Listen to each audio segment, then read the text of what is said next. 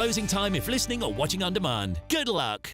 Hi, I'm Michelle Dewberry, and my show is your opportunity to cut through all the noise and dive in headfirst to some robust debates. Ideas clash. Situation, isn't it? No, because the failure is you're deliberately avoiding my point. Nothing's held back. And if you think this is the end of it, wait for more. And we do not shy away from the difficult stuff. Sometimes I want to shake people and say, if only you understood. So join me on Jubes and Co weeknights at 6 p.m, only on GB News, Britain's news channel.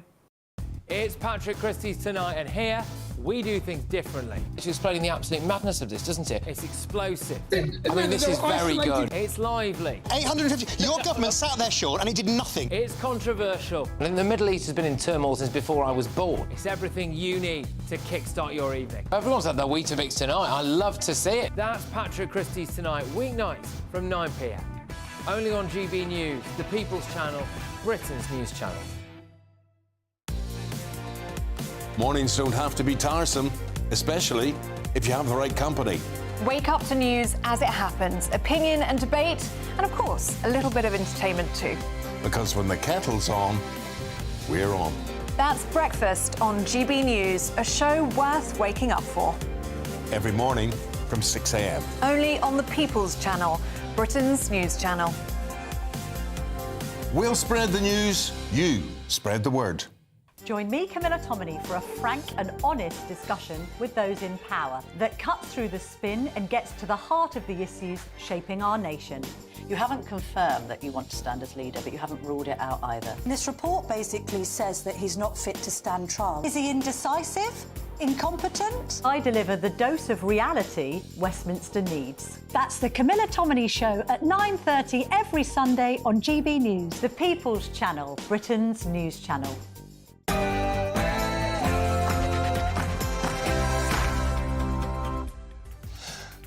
Very good afternoon to you. It's 3 p.m. and welcome to the Martin Daubney Show here on GB News. We're broadcasting for you live from the heart of Westminster and all across the UK. On today's action-packed show, the pressure mounts on Keir Starmer as we can reveal that the under-fire Prime Minister has now been reported to the police for that voice coaching visit. I'll be joined on the show by the man who called 999 on the man they're calling non-stick Starmer.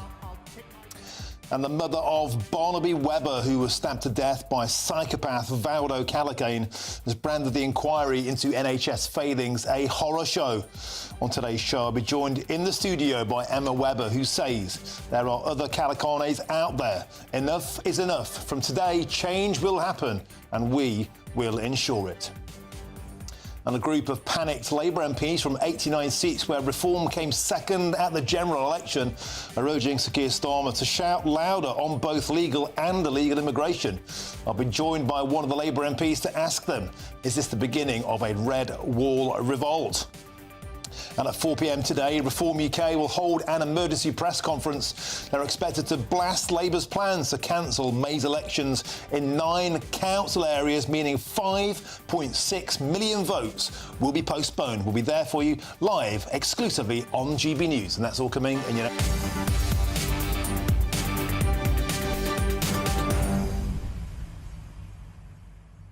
Okay, and we're going to go cut straight now to the House of Commons. The Security Minister is speaking on the inquiry into Prevent. On each of these occasions, the decision at the time was that the perpetrator should not progress to the Channel multi-agency process. But the Prevent Learning Review found that there was sufficient risk for the perpetrator to have been managed through Prevent. It found that the referral was closed prematurely and there was sufficient concern to keep the case active while further information was collected. The review is clear on the concerning behaviours that the perpetrator demonstrated. It highlights his interest in the Manchester Arena attack, that he talked about stabbing people, and it flagged that some of the grievances that could have been a motivation were not fully considered. The review also highlights the perpetrator's clear vulnerabilities and complex needs that may have made him more susceptible to being drawn into terrorism. The review concluded that too much focus was placed on the absence of a distinct ideology to the detriment of considering the perpetrator's susceptibility, grievances and complex needs. There was an under-exploration of the significance of his repeat referrals and the cumulative risk, including his history of violence. There were potentially incomplete lines of inquiry, and that at the time the perpetrator could have fallen into a mixed, unclear or unstable category for Channel due to his potential interest in mass violence. Indeed, the overall conclusion of the review is that he should have been case managed through the Channel multi-agency process rather than closed to prevent. This would have enabled coordinated multi-agency risk management and support. Madam Deputy Speaker, the Prevent Learning Review made 14 recommendations for improvements to prevent. We have accepted these findings and rapid action has been taken to implement the recommendations. Counter-terrorism policing have conducted in-depth assurance visits to every region to determine whether the issues identified in this case have been resolved by operational improvements made since 2021. Urgent work is underway to address the findings. The Prevent Assessment Framework was launched in September and is now in place across all regions. It was developed by experts and is being used to triage and risk assess all Prevent referrals. It will improve decision-making at all stages of the Prevent system. Rollout of this tool has been accompanied by rigorous mandatory training. We have begun an end-to-end review of Prevent thresholds to ensure Prevent can deal with the full range of threats we see today, from Islamist extremism, which is the most significant terrorist threat that the UK faces, through to the fascination with mass violence that we saw in the Southport case. This internal review will complete in April and further strengthen the approach to repeat referrals and ensure that clear policy guidance and training is in place. We have completed the first stage of a policy review into how Prevent supports referrals who have mental ill health or are neurodivergent. Actions for improving the operational approach have been identified and will be implemented swiftly with oversight from the new Prevent Commissioner. We are also strengthening our approach to the oversight of referrals that do not meet Prevent thresholds to make sure that people receive the right support.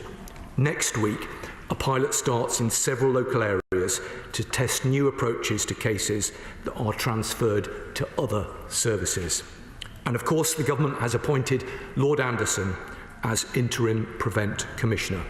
This is the first time that Prevent will have a dedicated, independent oversight in its history, and this will help ensure that Prevent is always held to the highest of standards. His first task is to review the perpetrator's Prevent history, drawing on the Prevent Learning Review. This will identify whether there is further learning, examine improvements made to Prevent since 2021, and identify any remaining gaps that require further improvement. Lord Anderson will complete the review within his term as Interim Commissioner, which will end with the appointment of a permanent Commissioner in the summer of this year. But it is simply not enough to focus only on this case. We need to take an even more robust approach to identifying learning swiftly and driving that learning through the Prevent system. The Prevent Commissioner will be tasked with overseeing a new approach to Prevent learning reviews that enables rapid debriefing and urgent action after incidents, but also provides a clear framework that binds other agencies into the joint learning process.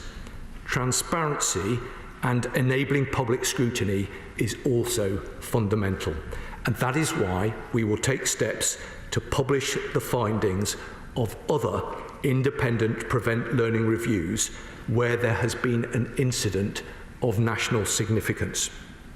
So, Madam Deputy Speaker, next week we will publish the Prevent Learning Review into the appalling attack on Sir David Amess to enable further public scrutiny of this important programme.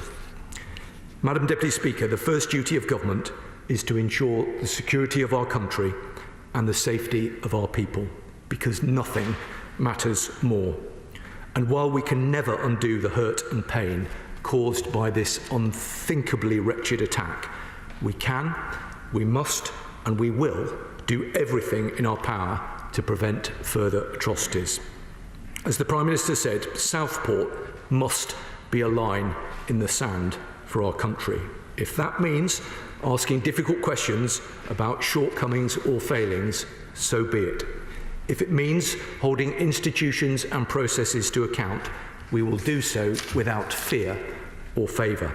And if changes are required to protect the public and combat the threats that we face, then this government will not hesitate to act. I commend this statement to the House. Shadow Minister Chris Felt. Thank you, Madam Deputy Speaker, and can I thank the Security Minister for providing a copy of his statement so early and for providing a copy of the Rapid Learning Review. I am grateful to him for his courtesy and consideration. Let us keep in mind the 3 young, innocent victims of this savage attack. Bebby King, just 6 years old, Elsie Dot Stankham, 7, and Alice Da Silva Aguiar, 9. Their lives were cruelly cut short at a Taylor Swift dance class. These young girls had their whole lives in front of them, lives they will now never lead. Their parents and families will suffer forever the unimaginable grief caused by their loss. I know they'll be in the thoughts and prayers of every single member of this House. So, Madam Deputy Speaker, it is vital, as the Security Minister has said, to learn the lessons. As I've said previously, I welcome and support the inquiry announced by the Home Secretary a couple of weeks ago. The Security Minister described it a moment ago as a public inquiry. So can I firstly ask him to confirm that it will be a statutory inquiry under the Inquiries Act 2005? That is important, so it has powers to compel witnesses to attend, take evidence under oath and obtain documents. It is vital we get to the truth about the opportunities which may have existed to stop Radu Kobana committing these sickening murders. So I'm very pleased to hear the Security Minister say prevent thresholds are being reviewed. Now, the Lessons Learnt review at page 35 highlights a number of areas for further investigation, and the first of those is mental health interventions, which the Security Minister referred to. So can he confirm that the inquiry will also consider what mental health interventions may have taken place, and indeed whether power should have been used to section and detain the perpetrator in this case? And that's particularly relevant because just today, Madam Deputy Speaker, we saw the NHS report into the psychotic triple murderer Valdo Calacane, where similar issues around mental health detention arose. Both Radu Kobana and Calacane could potentially have been sectioned and detained, and if that, under the Mental Health Act, and if that had happened, perhaps these murders could have been avoided. Now, there is one issue I'd like to raise, which is that in the King's speech, the government announced a new mental health bill, and in the notes accompanying that, on pages 83 to 85, it said that the government has plans to increase the threshold for detention under the Mental Health Act, that is to say, make it harder to detain people. And it goes on to note concerns about black people being more likely to be detained under mental health powers. So does the Security Minister share my worry, especially following these 6 murders committed by Radu Kobana and Calacane, that making it harder to detain dangerous people under the Mental Health Act because of racial sensitivities is not the right thing to do? Will he raise that point with his colleagues in the Department of Health to make sure that dangerous people like Calacane and Radu Kobana can be sectioned and detained where needed to protect the public? Because I'm sure he would share my view that misplaced political correctness about racial quotas definitely can't be allowed to end up endangering the public. Let me say a word about wider concerns regarding Prevent. Does the Security Minister agree with William Shawcross that we cannot lose focus on the main threats that we face, besides, of course, the important threats that he discussed in his statement, with which I generally agree? 94% of terrorist-caused deaths since 1999 have been caused by Islamists, and yet only 13% of referrals into Prevent relate to Islamist extremists. Does the Security Minister share my concern about this disparity, and what steps will he take to make sure those people at risk of committing acts of Islamist terrorism are properly identified and handled. Let me turn finally to the question of openness and transparency. In the aftermath of the murders, basic information about Radu Kobana's identity and the fact he was found in possession of ricin and a report on an Al-Qaeda terrorist manual were not made public, even though in other cases such information has been made public. Even though Jonathan Hall KC, the independent reviewer of terrorism legislation, has said it should have been made public, even though the information about the ricin and the terror manual was made public in October, well before the trial and without risk of prejudice, and even though the police, the Lancashire police, have subsequently, Merseyside police, have subsequently said they wanted to release more information but couldn't do so.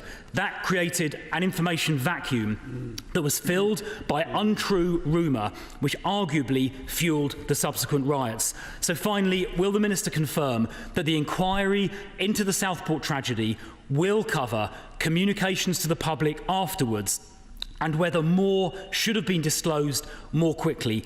That is a vital question. It's a vital aspect of this case. The inquiry must cover that, so I'd be grateful if the Security Minister would confirm that it will. Thank you.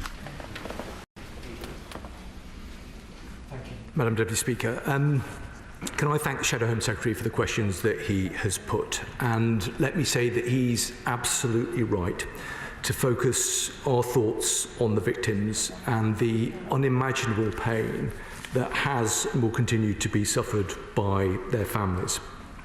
I'm grateful to him for the support that he's offered with regard to the public inquiry. Let me confirm to him, in response to his question, that it will begin on a non-statutory footing. That is deliberate in order to get it up and moving as quickly as possible, but it will then be moved onto a statutory footing. So I can give him that assurance. I thought he made an important point, and it's one that will have been on honourable members' minds right across the House. OK, and that was the Security Minister, Dan Jarvis, talking about the Prevent review, of course, an urgent review after Southport killer Axel Radu Kobana and the shortfalls, the repeated systemic failings. And let's get full analysis on this now. I'm joined by GB News' Homeland Security Editor, Mark White. Mark, welcome to the show. So a hugely anticipated inquiry. We will promise here that it'll be full and transparent, the first of its kind with a dedicated external independent overseer. Tell us more.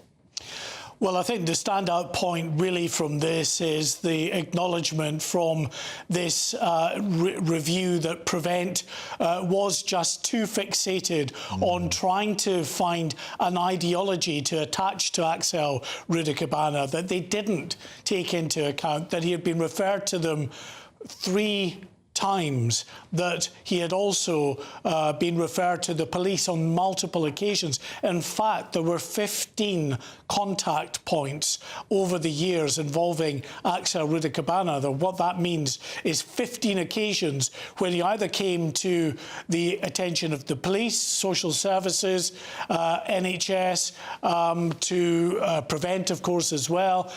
None of these outlets, none of these organisations who should have been able to act on the very obvious concerns around this individual's desire to carry out some kind of mass attack involving knives seem to have done the job that they were there to do. So we get, of course, the review, the words from the Minister there that lessons have got to be learned. But how many times have we heard this? We're hearing it again today with that latest review into the mental health around treatments that were offered or weren't offered really to Valdo Calacane with the Nottingham stabbings. It's that repeating pattern of agencies, local and state, who are brought or an individual is brought to their attention, but it's not acted on in the way it should.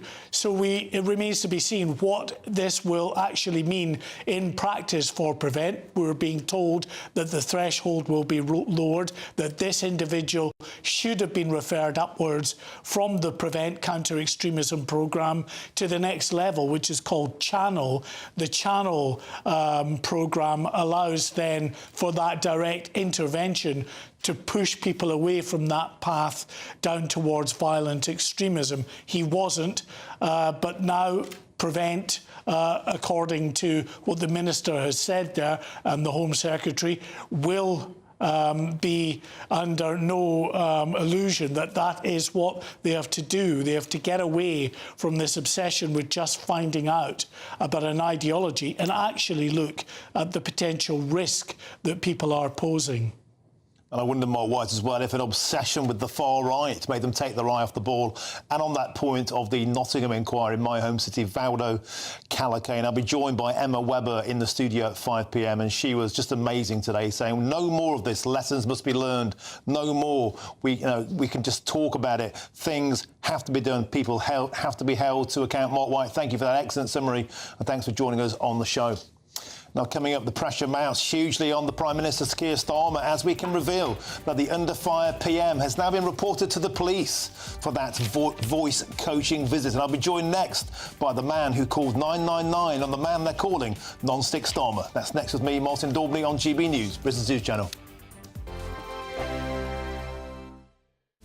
This is Britain's Newsroom, where your voice matters. It's just astonishing. With expert analysis and honest opinion, we don't just keep you informed. We bring you unique perspectives you won't see anywhere else. Can't argue with any of that. When the news happens, it happens here. On Britain's Newsroom, weekdays from 9:30 a.m. Only on GB News.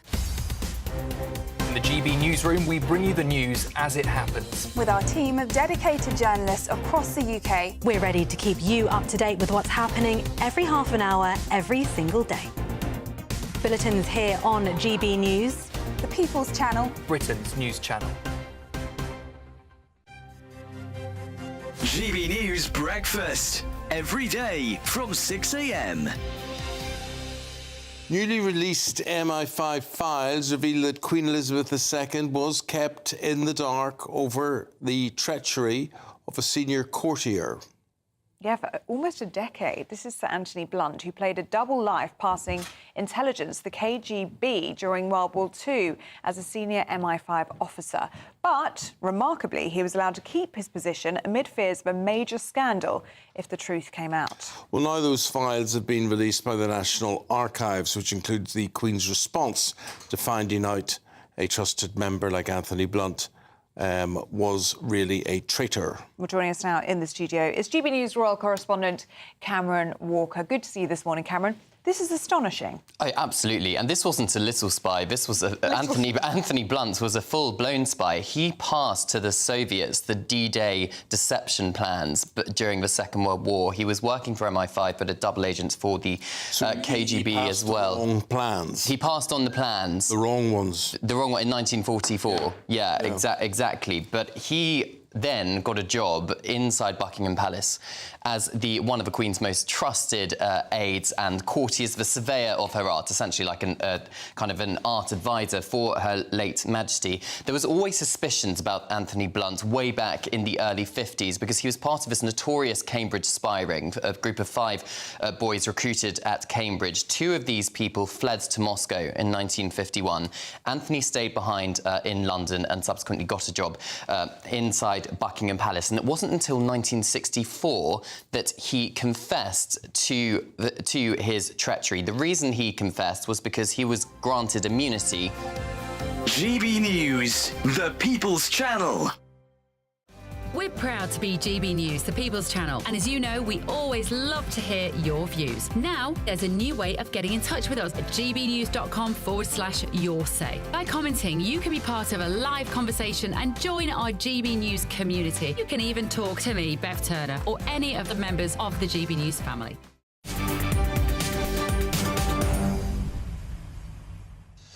Welcome back. Your time is 3:22 with me, Martin Daubney, here on GB News. Now, Keir Starmer has furiously hit back over claims that he broke lockdown rules when he met his voice coach, saying, "I was working while the Tories were partying." Well, don't forget, he hounded Boris Johnson out of office over a slice of cake. So is Sir Keir Starmer now feeling the pressure? Well, let's get more on this now with GB News' political editor Chris Hope, who is at a very spicy Prime Minister's Questions today. And it's fair to say, once again, Kemi Badenoch had the chance to put a glove on Starmer's chin. She didn't even lead on this topic, but a backbencher did have a pop at him. Tell us what happened. I think he's feeling the pinch here. So weekly, the leader of the opposition, Kemi Badenoch, gets 6 questions to Keir Starmer. You'd have thought, given the mess which Boris Johnson got into over whether or not there were parties in Downing Street, whether he knew about them, whether indeed cake was consumed at one party or not, because that meant it was a party or wasn't a party. She had 6 questions, but she chose not to ask about that. She asked one on the Chagos Islands, a lot about oil and gas, and she briefly talked about the issue of this voice coach. To remind viewers and listeners, 24th of December 2020, we're all in tears. Tier 4 in London, Tier 3 elsewhere, in Brighton notably. There was a meeting to prepare Sir Keir Starmer to give a response to the Brexit deal announced by Boris Johnson. Rachel Reeves was in the room, Keir Starmer, Sky camera, BBC camera, a tech team, and this key worker, this voice coach, came up from Brighton, from Tier 3 to Tier 4. The question is, was she able to, was she allowed to? 2 tiers, Keir, before he's even called. Now, the question was asked by a different Tory backbencher, were all rules followed? And it's very important that viewers and listeners listen now to what he had to say. Can you repeat his assurances that all rules were followed while the country was in Tier 4 lockdown in December 2020, not just by him, but his team as well, but also his voice coach, Leona Mellinger? I was in my office working on the expected Brexit deal. With my team, we had to analyse the deal as it came in at speed, prepare and deliver a live statement at speed on one of the most important issues for our country in recent years. That's what I was doing. What were they doing? Suitcases of booze into Downing Street, partying and fighting, vomiting up the walls, leaving the cleaners to remove red wine stains. That's the difference. I was working, they were partying. Now, what's really important for viewers and listeners to understand is at the dispatch box, Sir Keir Starmer wouldn't say all rules were followed. However, behind the scenes, his press team do tell us that all rules were followed, but he wouldn't say it at the dispatch box, and that's why it's interesting and is a story. And just finally, Kemi Badenoch, although she wouldn't say in House of Commons, her press secretary said that the Metropolitan Police should investigate this matter. Well, I can give you an update on that. Thank you very much, Chris Hope, because I'm now joined by the political commentator Lee Harris. And Lee Harris, I understand that you have already done that. You've, how should you put it, notified the police about Sir Keir Starmer, because in your eyes, you think there is a clear legal case to be answered for those COVID breaches. Tell us more. Absolutely. I mean, the original reason for my call wasn't actually to report it. I'd seen someone say online, I actually think it was Patrick Christie's, who pointed out that the police won't actually investigate this unless someone physically reports it, which made sense to me. So my initial contact with the Metropolitan Police was to just find out whether it was being reported. Someone had already reported it. And if not, could I do that? They couldn't confirm that anyone had reported it. I was put on hold. The lovely lady who I spoke to, who was genuinely very, very helpful, spoke to a supervisor, and she came back and said, no, we can't confirm that anyone has made a report. And I sort of joked and said, I'm sure you probably remember if Keir Starmer himself had been reported. So I asked, if that's the case, can I make a report now? And she said, absolutely, you can.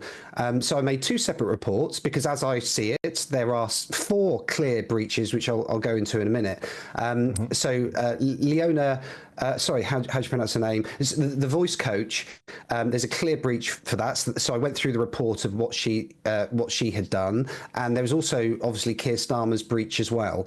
They took the full details. They'd informed me that they'd sent the details onto the relevant borough.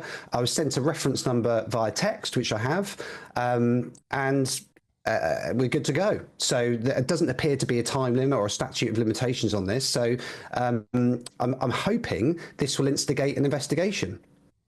OK, so you've reported it, and you have a crime report number, so it's now official. That presumably means the police can investigate if they feel that there is a breach. So on that point, Lee Harris, in your eyes, what are those breaches? Well, in my view, there are at least 4 clear breaches. Now, what you have to remember is that Tier 4 lockdown was one of the most, well, it was the strictest lockdown of all. So there's a minimum 4 and possibly one more, because I think we haven't really had it clarified whether Labour did classify her as a key worker. Now, we had some rumours come out from a Labour insider yesterday that said that they actually didn't classify her as a key worker, probably because they know that would be an additional breach of the rules. But the 4 clear breaches are, obviously, a voice coach is not a key worker. And as it happens, this voice coach was advertising openly on her social media that she was offering her services remotely. And if you look into the rules at the time, you would have to demonstrate that it was impossible for you to offer your services without being face-to-face. And actually, I would argue that face-to-face contact from certain businesses, so hair salons, beauty technicians, etc., they were forced to close. And this would absolutely fall, voice coaching, face-to-face voice coaching would fall under that category. So she's not a key worker, and she travelled between Tier 3 and Tier 4. That is a blatant breach. In my view, she absolutely breached the rules. Now, if Labour did classify her as a key worker, that's also a breach of the rules. Maybe that's why we're getting rumours coming out from insiders that they didn't classify her as a key worker. But either way, that does not look good. So you had a legal non-essential indoor meeting under Tier 4 restrictions. So and the 4th one was leaving home for a non-essential reason. Now, Keir Starmer has got to try and justify, which is going to be impossible, that he couldn't do his job properly from home. Now, at the time, even Parliament itself, as you probably well remember, Martin, was operating via Zoom. And also, what was quite which I've only just realised, actually, someone pointed out quite rightly, that Parliament was actually in recess at the time. So no MPs were required to do their duties in Parliament at all. So there is simply no way that he can justify it. Labour in opposition, Labour HQ, is not an essential place of work. It simply isn't. Okay. They're not a... Sorry. I just need to interject. I just got to point out that both Sir Keir Starmer and Leonie Mellinger deny any wrongdoing. Of course, they would. Of course they do. That's a matter of public record. But I just want to ask you now, because we have to go to the news quite soon, what's the next process now, the next stage of this now? So you've made these complaints against both of the individuals. The police have logged it. You've got a crime reference number. Did they say what would happen next? I mean, now, presumably, that threshold has been breached. There is now the ability to press for an actual police inquiry into the Prime Minister and his voice coach. Do you think that's going to happen? I certainly hope so. I did try and push that, actually, was on the phone to her. They were very helpful. And I said to her, what are the next steps? And she said that once it's out to the relevant borough, they will determine whether an investigation will be required. But what stuck in my mind, Martin, is if you remember when the leftists were having an absolute meltdown over cake in a Tupperware box and we had wall-to-wall media coverage, if you remember, the Met Police said initially that they wouldn't investigate it. And it took a member of Parliament to push the police to investigate it. And I actually do think that will happen this time. So yes, the police, in my view, there's clear breaches. If they do not investigate this, Martin, that is a clear breach of their duties. So I wait with bated breath. They have no option, in my view, but to investigate this. Keir Starmer is in big trouble, in my view. OK, well, you've laid down the mog here. You've made the report, and now it's over to the police. And let's see. We know that Tory MPs watch this show. If they're watching, maybe you want to follow Lee Harris's example and make it official. But just to repeat, both Leonie Mellinger and Sir Keir Starmer have both repeatedly said no rules were broken. It seems to be a very common phrase passing the lips of the Prime Minister, be it over freebies, be it over cronies, be it over Sabir Korma, you name it. No rules were broken. Thank you, Lee Harris. Now, I've got to come back to the studio. Chris Hope, you have a quick word. The reason why it matters is because Sir Keir Starmer held the Tories to that higher level. People might wonder why we're talking about tiers, COVID, so it goes on. The reason why is these are the standards to which Sir Keir Starmer held Boris Johnson to. But it's about uniformity of application of rules and standards and the law, particularly when Keir Starmer especially was the highest of all on the moral high ground. You know, he was consistently holding everybody by the most particular standards, and if you do that, then I'm afraid maybe it's time to be hung up by your own petard. Excellent there, exclusive from Lee Harris. Thank you very, very much. Got a superb social media feed, addicted to news, and always a pleasure, Chris Hope, to have you in the studio. Thank you very, very much. Now, loads more still to come between now and 4 o'clock, including triple killer Valdo Calacane was not forced to take his antipsychotic medication because he did not like needles. It's an astonishing bombshell NHS report, and that's next. But first, it's your headlines with Katie Bowen.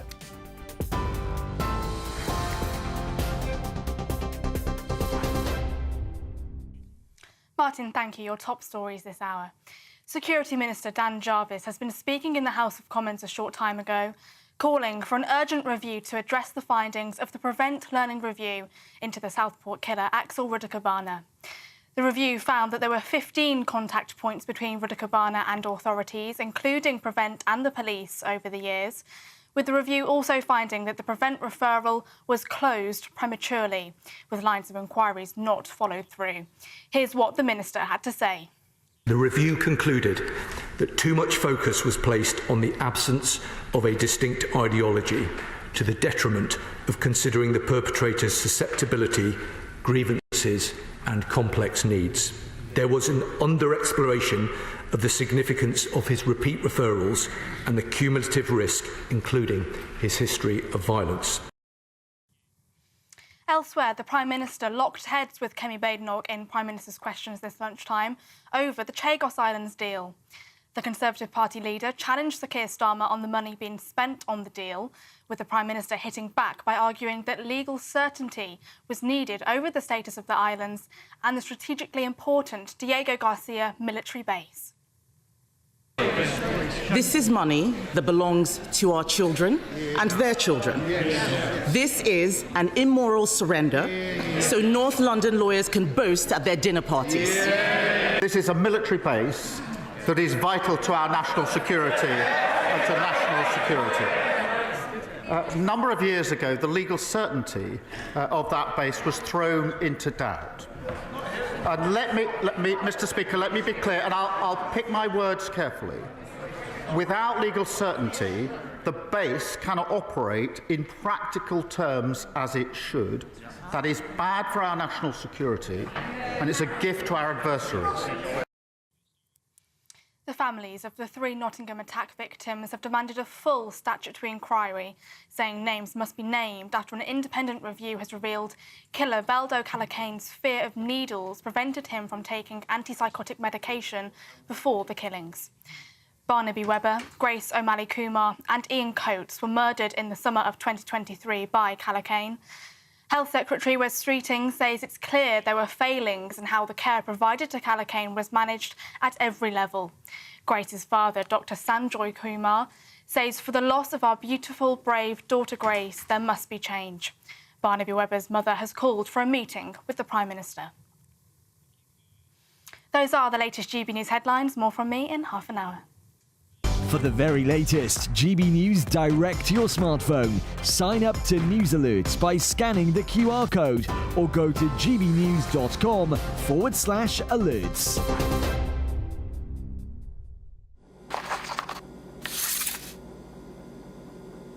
Crash Law 24 sponsors the GB News Finance Report.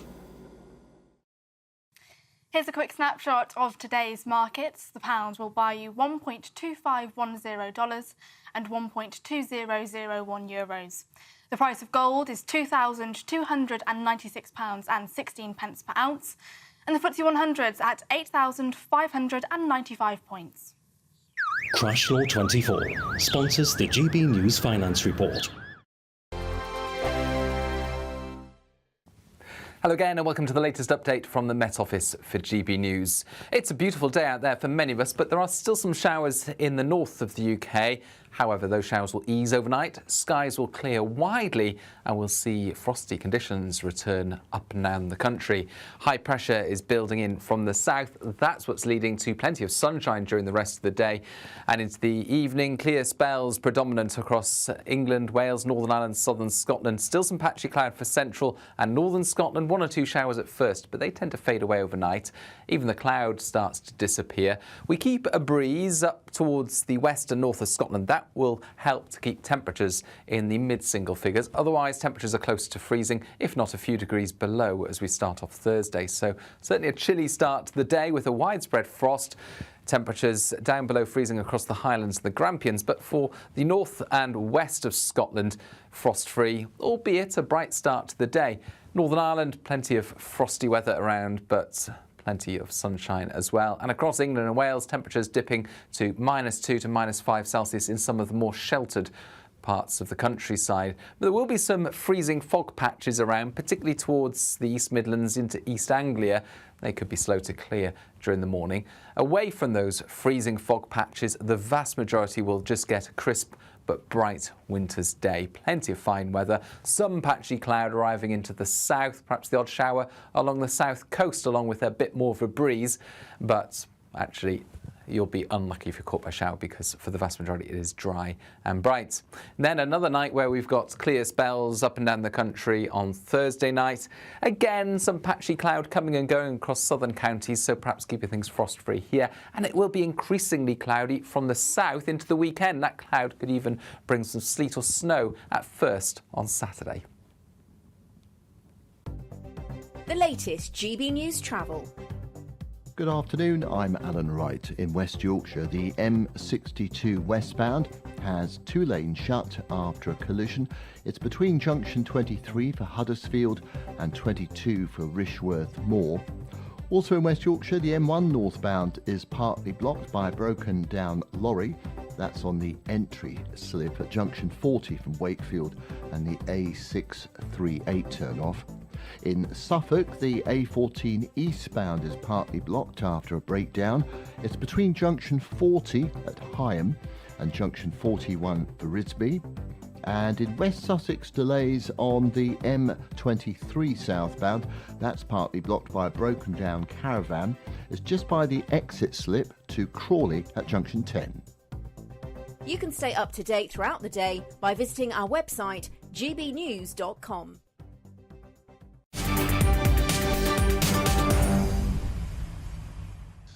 Welcome back. It's approaching 20 to 4 with me, Martin Daubney, here on GB News. Unimaginable failings on an epic level. Those are the words of Barnaby Webber's mother, Emma, as she spoke alongside the families of Nottingham killer Valdo Calacane's other victims.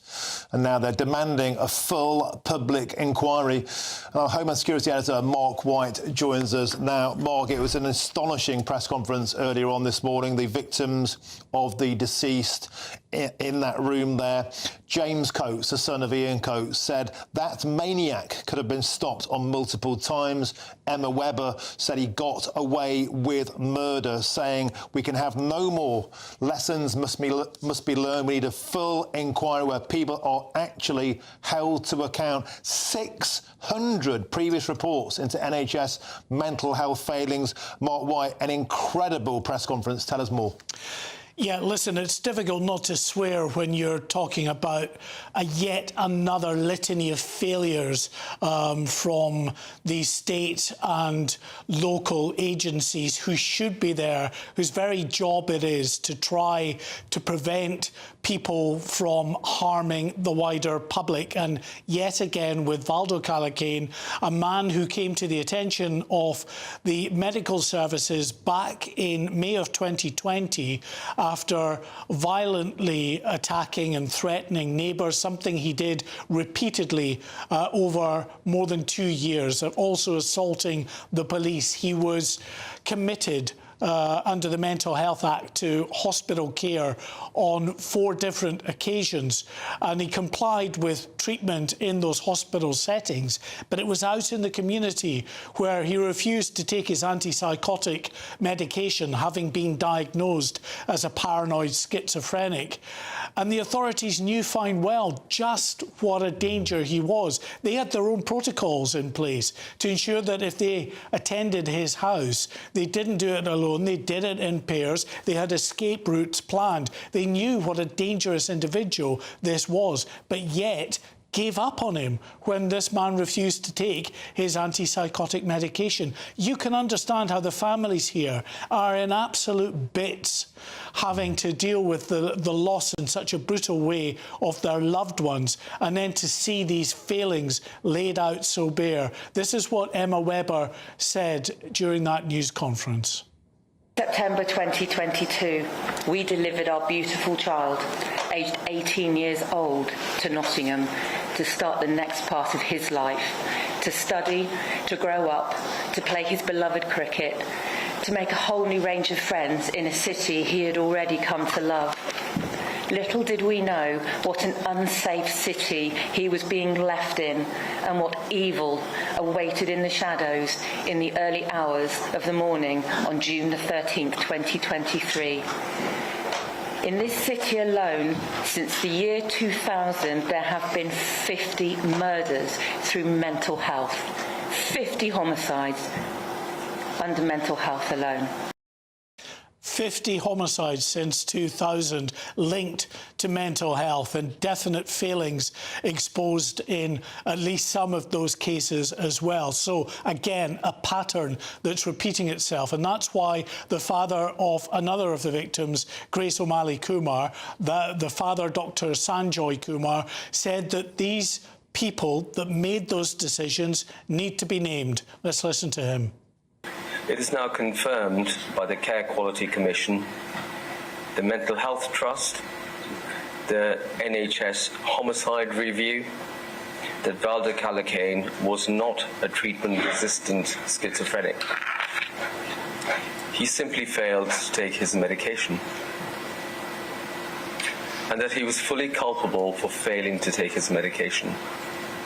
This report, published, highlights the failures of the Mental Health Trust, but it fails my wife and I as clinicians working at the NHS, because it fails to name individuals responsible for the failure to treat Valdo Calacane appropriately. And that's why Dr. Kumar would really like to see, they want desperately a statutory public inquiry. The government's promised a public inquiry, but they say it needs to be statutory so that a judge has the power to compel people to testify and to expose those that are making these decisions. Mark White, Emma Webber, I think is one of the most astonishing women I've ever met. She joins me in the studio here at 5 o'clock today. She said Barnaby, Grace and Ian would still be here today if those agencies had done their jobs. I think she will not stop on this until she gets resolution. She's an amazing woman. Thank you very much, Mark White, for that update. Thank you. Now, Labour MPs seem to be revolting over immigration, but will Sir Keir Starmer listen, or would he risk losing their seats to reform? I'll be joined by one of those rebellious MPs next here in the studio with me, Martin Daubney, on GB News, Britain's News Channel. GB News Breakfast, every day from 6 a.m. Well, you know I like an auction. Yes, and I've bought some strange things at auction before you have as well, haven't you, Eamon? Yeah, well, Ellie would throw this in the bin that you're coming up with now. How about this? Admiral Lord Nelson's hair. Nice. Cut. I mean, is this a bit spooky? Cut as he lay dying during the Battle of Trafalgar, so someone's gone, oh, we'll just have a little bit of that there. In 1805, is on sale in Jersey, and it's a little cup. How much would you pay for the hair? No, nothing. It would go in the bin, straight in the bin. What, even? What? Nelson? That's very disrespectful to the British culture and heritage. I think it's disrespectful that he lay there dying and someone thought, we'll take a quick stick. Well, maybe they just had, maybe they thought, you know, because there's obviously the famous painting, isn't there, of the Battle of Trafalgar. Maybe they thought, we'll give him a quick haircut, and then they kept their £15,000. 15 grand. Where's the hair come from? What part of the body? His head, Eamon. Well, it could be his underarm. I don't know. You know, it depends. Hold on, let me have a little look. You would bid very more. curly. I think it's his head. It's his head. What? You would bid more for his head than, say, his underarm. Well, I think so, yeah, I would hope so, yeah. Or anywhere else. I would hope so. A little less whiffy there, the head hair. And there it is. And it's in a little pot. No. And the only way you can probably find out is if you DNA test it, I guess. It's definitely his. Whoever pays for that is bonkers. Well, that's creepy. I was seriously tempted to make a bid for a toupee, not for me, but as worn by John Wayne. John Wayne's wig? Yeah. Oh, wow. Why? Well, why I didn't get it was my wife said to me, that is not coming into the house. Well, she's right. She's right. GB News, the People's Channel. Headliners on GB News 11 p.m. every night. It's got 3 top comedians going through the next day's newspapers so you don't have to read them, which is great. That's a good point. He's lying. Maybe he's not lying. That's Headliners every night from 11 p.m. and 5 a.m. as well on GB News, Britain's news channel. I'm Christopher Hope. From pop star to politicians, I'll interview anybody in a pub who's got a political opinion. Join me every Friday on Spotify, Apple Podcasts, YouTube or gbnews.com, or wherever you get your podcasts. This is GB News, the People's Channel. Join me, Nana Okoye, for an informative, interactive news programme with a difference. It's fun. No, he didn't say that, Dave. I'm so surprised. I think there's an element of truth to that. Join me from 3 p.m. every weekend, only on GB News, Britain's news channel.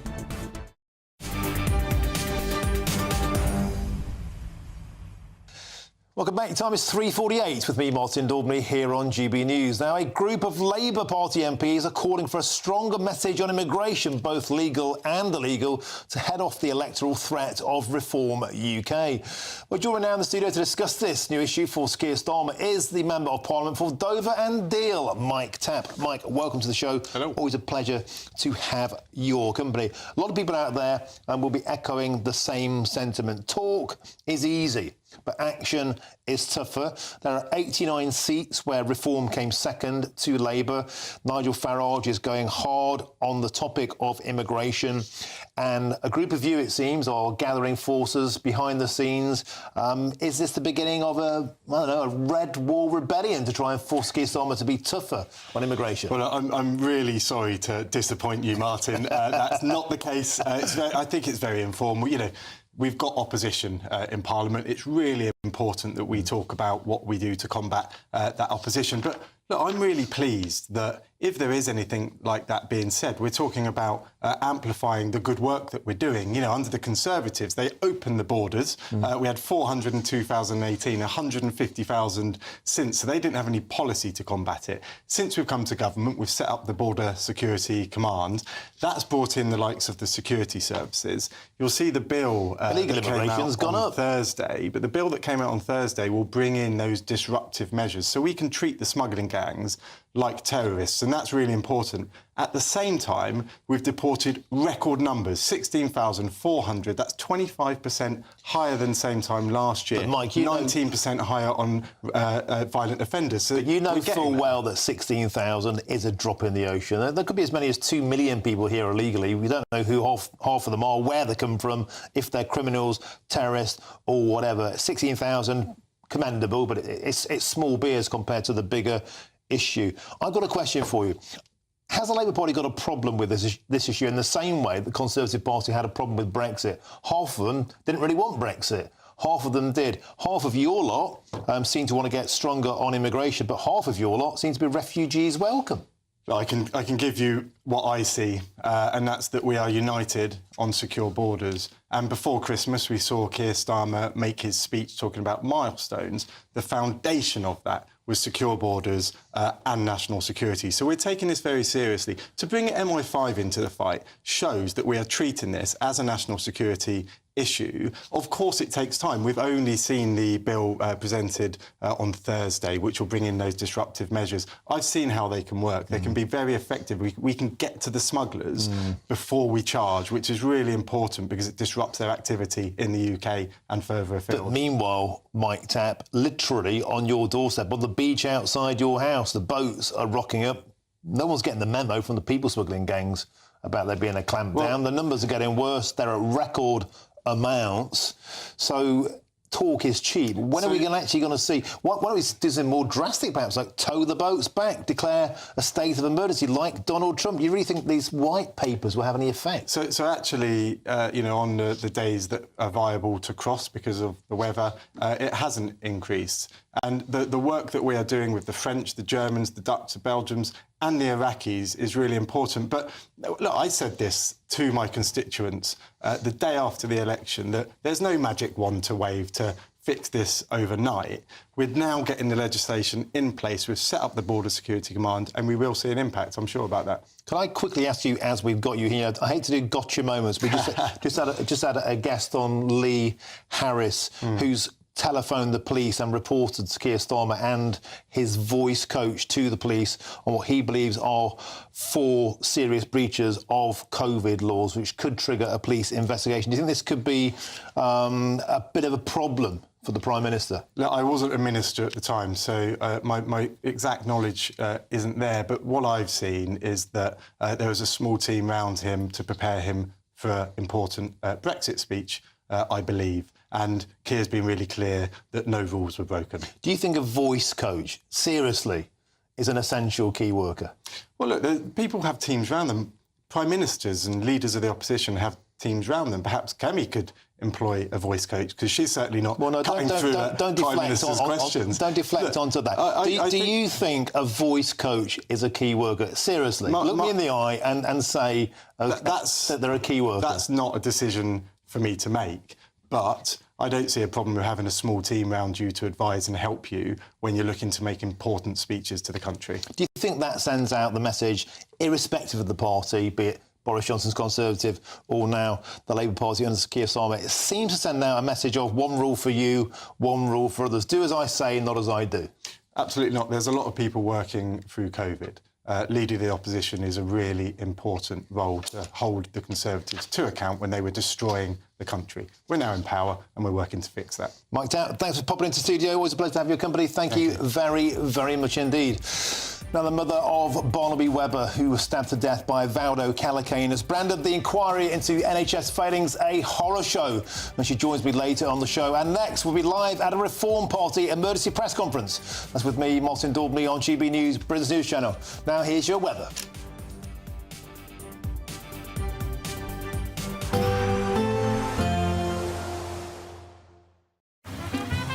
Despite the morning rain, it'll be a nice, warm, cosy day ahead. Boxed heat pumps, sponsors of weather on GB News. Hello again and welcome to the latest update from the Met Office for GB News. It's a beautiful day out there for many of us, but there are still some showers in the north of the UK. However, those showers will ease overnight, skies will clear widely and we'll see frosty conditions return up and down the country. High pressure is building in from the south. That's what's leading to plenty of sunshine during the rest of the day.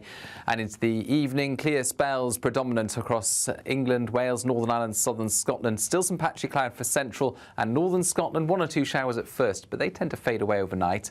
Even the cloud starts to disappear. We keep a breeze up towards the west and north of Scotland. That will help to keep temperatures in the mid-single figures. Otherwise, temperatures are close to freezing, if not a few degrees below as we start off Thursday. So certainly a chilly start to the day with a widespread frost. Temperatures down below freezing across the Highlands and the Grampians, but for the north and west of Scotland, frost-free, albeit a bright start to the day.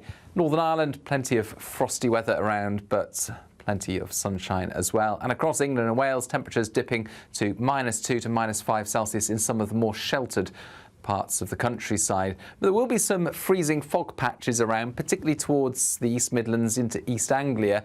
They could be slow to clear during the morning. Away from those freezing fog patches, the vast majority will just get a crisp but bright winter's day. Plenty of fine weather, some patchy cloud arriving into the south, perhaps the odd shower along the south coast, along with a bit more of a breeze. But actually, you'll be unlucky if you're caught by a shower, because for the vast majority it is dry and bright. And then another night where we've got clear spells up and down the country on Thursday night. Again, some patchy cloud coming and going across southern counties, so perhaps keeping things frost-free here. And it will be increasingly cloudy from the south into the weekend. That cloud could even bring some sleet or snow at first on Saturday. There will be a light breeze in the morning, leading to a warm front.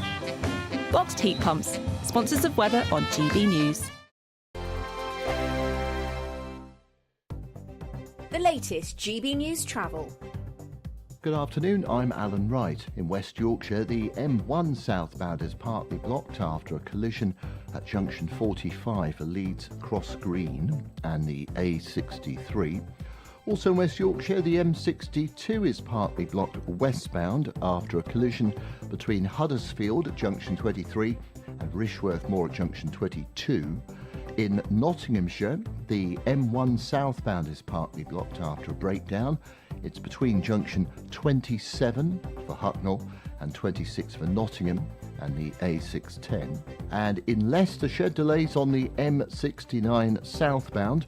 There's a broken down lorry there. It's between junction 2 for Burbage and junction 1 for Hinckley, Nuneaton and the A5 turnoff. You can stay up to date throughout the day by visiting our website gbnews.com. Want to be one of 2 lucky Great British giveaway winners? That's right, you could win one of 2 prize bundles, which includes a brand new iPhone 16, £500 in shopping vouchers to spend in your favourite store, and an incredible £10,000 in tax-free cash to spend however you like. What would you spend that cash on? For a chance to win an iPhone, vouchers and £10,000 in cash, text cash to 63232. One entry costs £2 plus 1 standard network rate message, or text bonus to 63232. 5 entries cost £5 plus 1 standard network rate message. Go to gbnews.com/win. Entries start from just £2. Call 0903 681 3232. Calls cost £2 plus your network access charge, or post your name and number to GB11 PO Box 8690 Derby DE1 9TT. UK only. Entrance must be 18 or over. Lines close at 6 p.m. on the 7th of March. Please check the closing time if listening or watching on demand. Good luck. Mornings don't have to be tiresome, especially if you have the right company. Wake up to news as it happens, opinion and debate, and of course, a little bit of entertainment too. Because when the kettle's on, we're on. That's Breakfast on GB News, a show worth waking up for. Every morning from 6 a.m. Only on the People's Channel, Britain's news channel. We'll spread the news, you spread the word. Hi, I'm Michelle Dewberry, and my show is your opportunity to cut through all the noise and dive in headfirst to some robust debates. Ideas clash. Situation, isn't it? No, because the failure is you're deliberately avoiding my point. Nothing's held back, And if you think this is the end of it, wait for more. and we do not shy away from the difficult stuff. Sometimes I want to shake people and say, if only you understood. So join me on Jubes and Co weeknights at 6 p.m. only on GB News, Britain's news channel.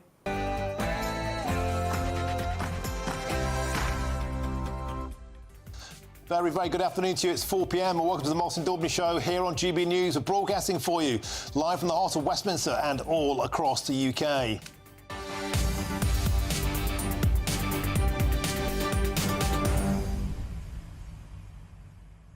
Welcome to the show, and any moment now we're expecting an emergency press conference from Reform UK, because earlier today the government confirmed that local elections in 9 council areas will be postponed until 2026 at the earliest as part of its reforms of local government. That means around about 5.6 million people will not get the opportunity to vote in May, something that Mr Farage has been very, very adamant about. He thinks is a postponement of democracy. Now, while we wait for Reform UK to begin that emergency press conference on this, I'll be joined in the studio by HuffPost editor, political editor, and that is HuffPost UK, Kevin Schofield. We'll be joined by Chris Hope, but as usual, here's lastminute.com. Kev, let's start with you. This is a serious issue to a lot of people. It's part of Labour redrawing boundaries, the devolution of power to the provinces, but it does mean that a lot of these elections will be kicked down the road, and a lot of people are not at all happy about it. It's impacting 5.6 million people in Essex. I think we have a map. In Essex, in Hampshire, in Surrey, Norfolk, West Suffolk, Sussex, Suffolk, East Sussex, Thurrock and the Isle of Wight will not get the opportunity to vote this May.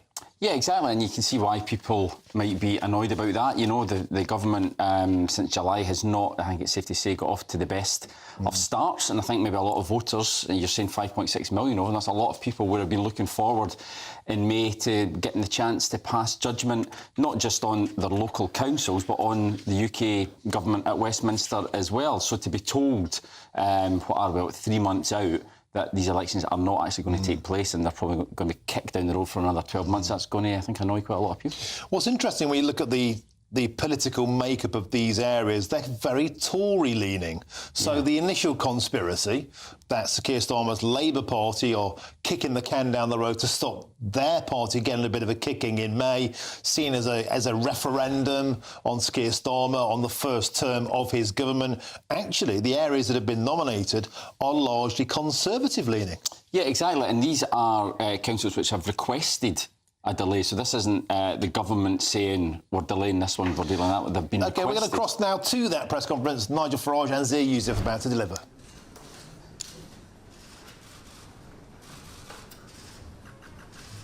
Good afternoon, everyone. So, Reform UK is on a roll. We have the wind in our sails.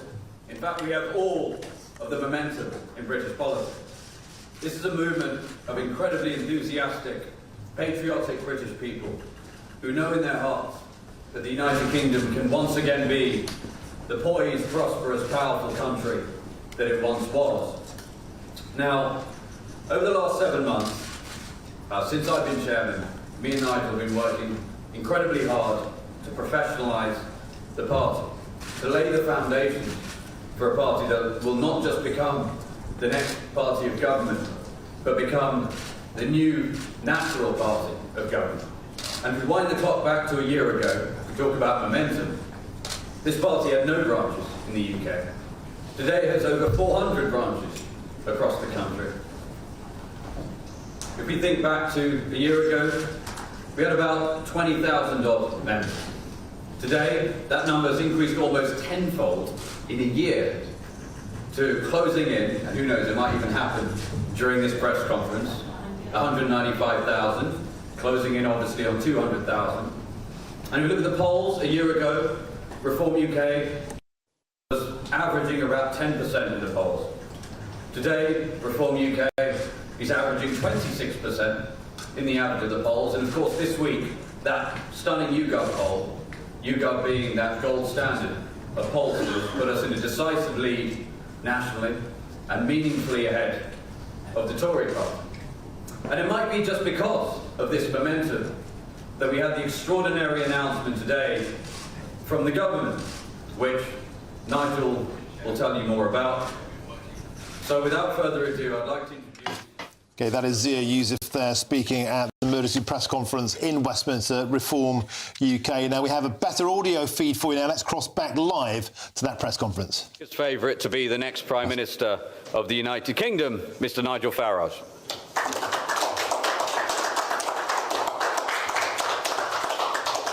Zia, thank you, and I have to say very fortunate to have a chairman of such extraordinary intellectual ability as, I'm going to call him young Zia, because he really is young, in his 30s, and he's dedicated himself to this cause over the course of the last 6 months in the most astonishing way. And we're bringing tech into the way we run a political party in a way I don't think the Labour and Conservative parties can even begin to understand. And you'll hear a lot more about the way we want Britain to be for the 21st century as we run towards the next general election.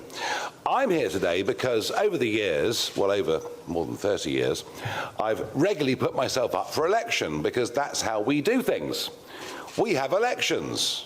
We have up to set periods of time, and we judge those we voted for, whether we think they've done well or badly, and we have the ability to remove them. In fact, it was, if anything, the key motive behind voting for Brexit. 4 years ago, on the first Thursday in May, we had a big set of county council elections. 20 million people were eligible to vote, and it was a massive landslide for the Conservative Party. Boris Johnson was absolutely on the highs. They even managed to win the Hartlepool by-election on the same day. But a lot has changed since then. And not the usual ping-pong that perhaps we've seen mostly since 1918, of it being Labour, Tory, Labour, Tory. There is something of a difference, a change in the political weather, if you may. So I'm standing here today to say we think it is completely outrageous. In fact, despite the fact we're a very happy, optimistic, forward-looking party, we are blimmin' angry this afternoon that 5.5 million people in this country are being denied their vote on May the 1st this year. And we've got counties like Surrey and East Sussex and West Sussex and Suffolk and Hampshire where elections have been cancelled. Where we are particularly aggrieved is in Norfolk, where we did win the seat of Great Yarmouth. Even under first past the post, we still run the seat of Great Yarmouth in the general election. And in Essex, where James McMurdoch and I both managed to win seats in Parliament, where we came second in 5 of the constituencies, and where the opinion polls now put us as favourites to win Essex County Council. But the voters in Essex and Norfolk and Sussex and Hampshire and the Isle of Wight and Thurrock and Suffolk and Norfolk, they will be denied the opportunity to vote on May the 1st this year. The elections are cancelled. Now, I thought that only dictators cancelled elections. But no, this is the connivance of a now terrified Labour Party, and boy, didn't we see that today at Prime Minister's questions. And I was being shouted down from all sides. It was almost like old days in the European Parliament. I was thoroughly enjoying myself. And Conservative-led councils, who of course want to keep their money rolling for at least another couple of years. How long the cancellations last, whether it's 1 year or 2 years or more, we don't know. What we do know is that the reorganisation of local government is going to take up to 3 years to complete. And given that a term for a county councillor is 4 years, there is absolutely no justification for cancelling the elections of 5.5 million people other than the cowardice of the existing political class. And that's why we've launched our petition on this, which nearly 250,000 people have signed already. We are blimmin' angry. This is wrong. The political weather has changed in local government over the course of the last 4 years, and people deserve to have a say. So we'll fight hard and campaign in the areas that are still happening. There are 6 mayoralties being contested as well on the same day. We've announced 1 candidate so far. The candidate for Hull will be announced in a couple of weeks' time, and the rest will follow in good time. We will put up a candidate in every single district that is up in the unitaries and the counties that are fighting on May the 1st. We'll fight all 6 of the mayoralties, and I believe that what will happen on May the 1st is you'll see the opinion polls, which some could say are theoretical, and you'll see that, I think, come into practice. I'm also aware that we've perhaps been leading the way on the debate over the surrender of the sovereignty of the Chagos Islands. I'm aware that the Labour Party suddenly think we want to charge everybody £50,000 for a GP appointment, and we'll answer that.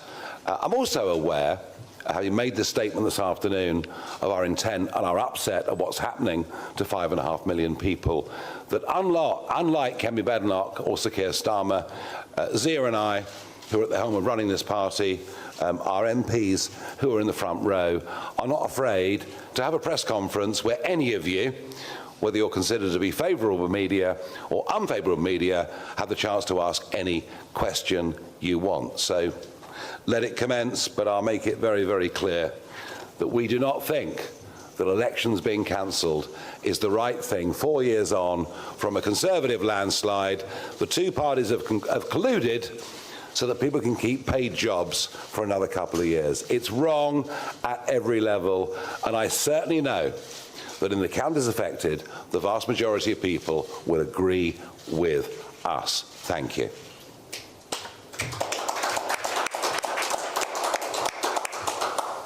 OK, so in the spirit of that, we'll now take some questions. Yes, please. Please state the organisation that you're from and your name, please.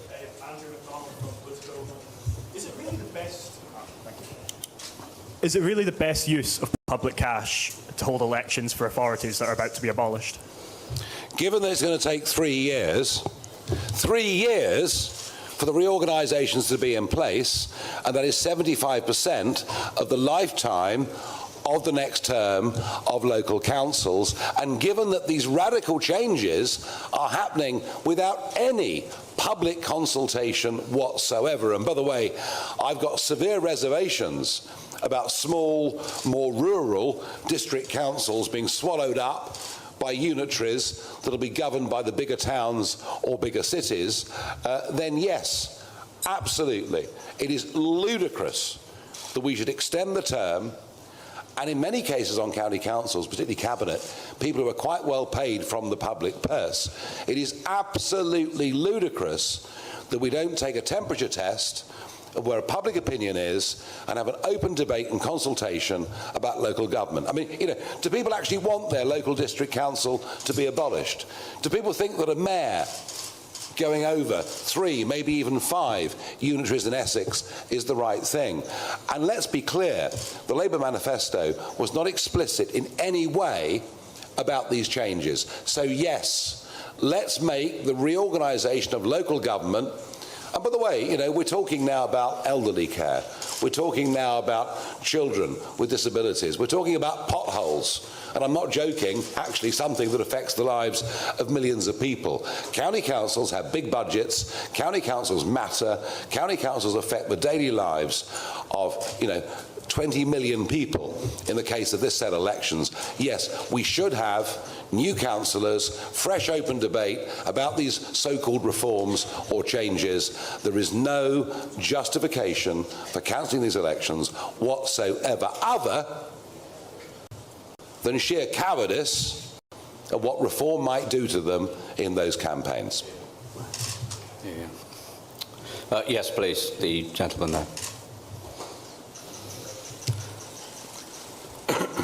Thank you. Hugo Jai from the iPaper. Nigel, you mentioned planning to stand candidates in every district council.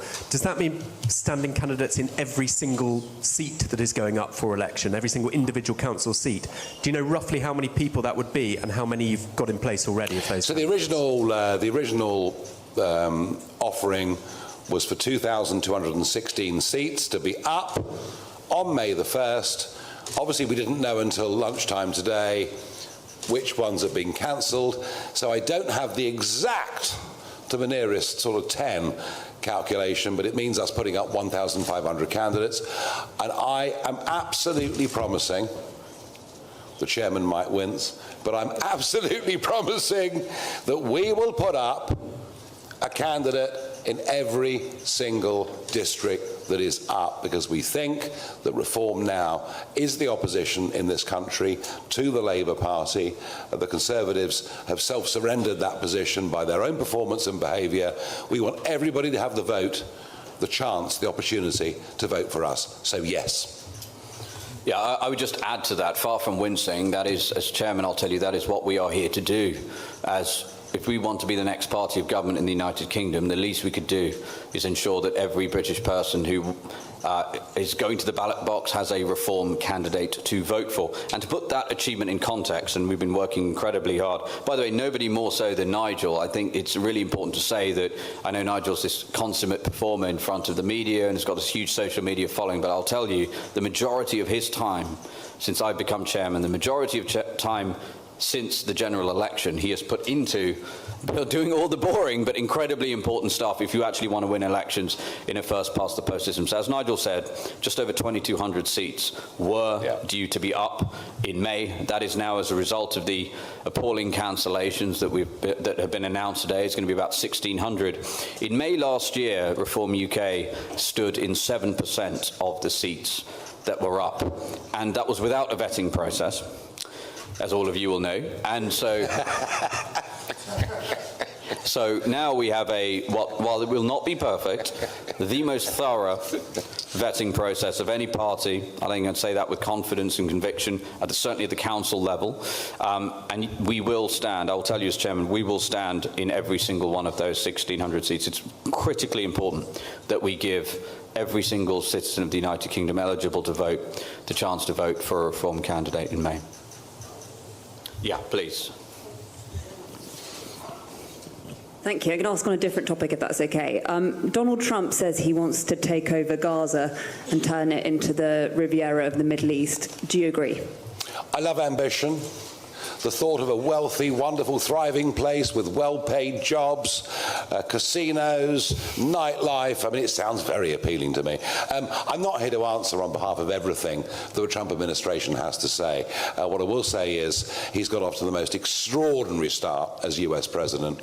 And promises made, promises kept, quite extraordinary. We do realise that after 2029, we will not quite have the same presidential powers that the President of the USA has. So without being specific on Gaza, I would just say I think he's off to the most incredible start. You've witnessed international brinkmanship on a level perhaps never seen before. And the surrender after surrender that you get, whether it's from Canada or South American countries, Panama, you name it, is amazing.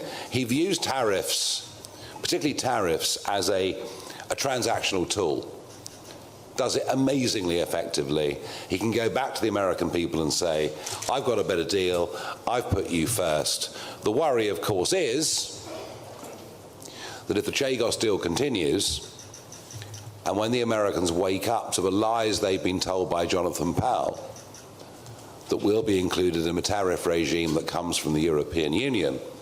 And I've got a feeling that whilst tariffs were used as a negotiating tool with Canada and Mexico, I've got a funny feeling that the tariffs that come from the European Union are intended to stick.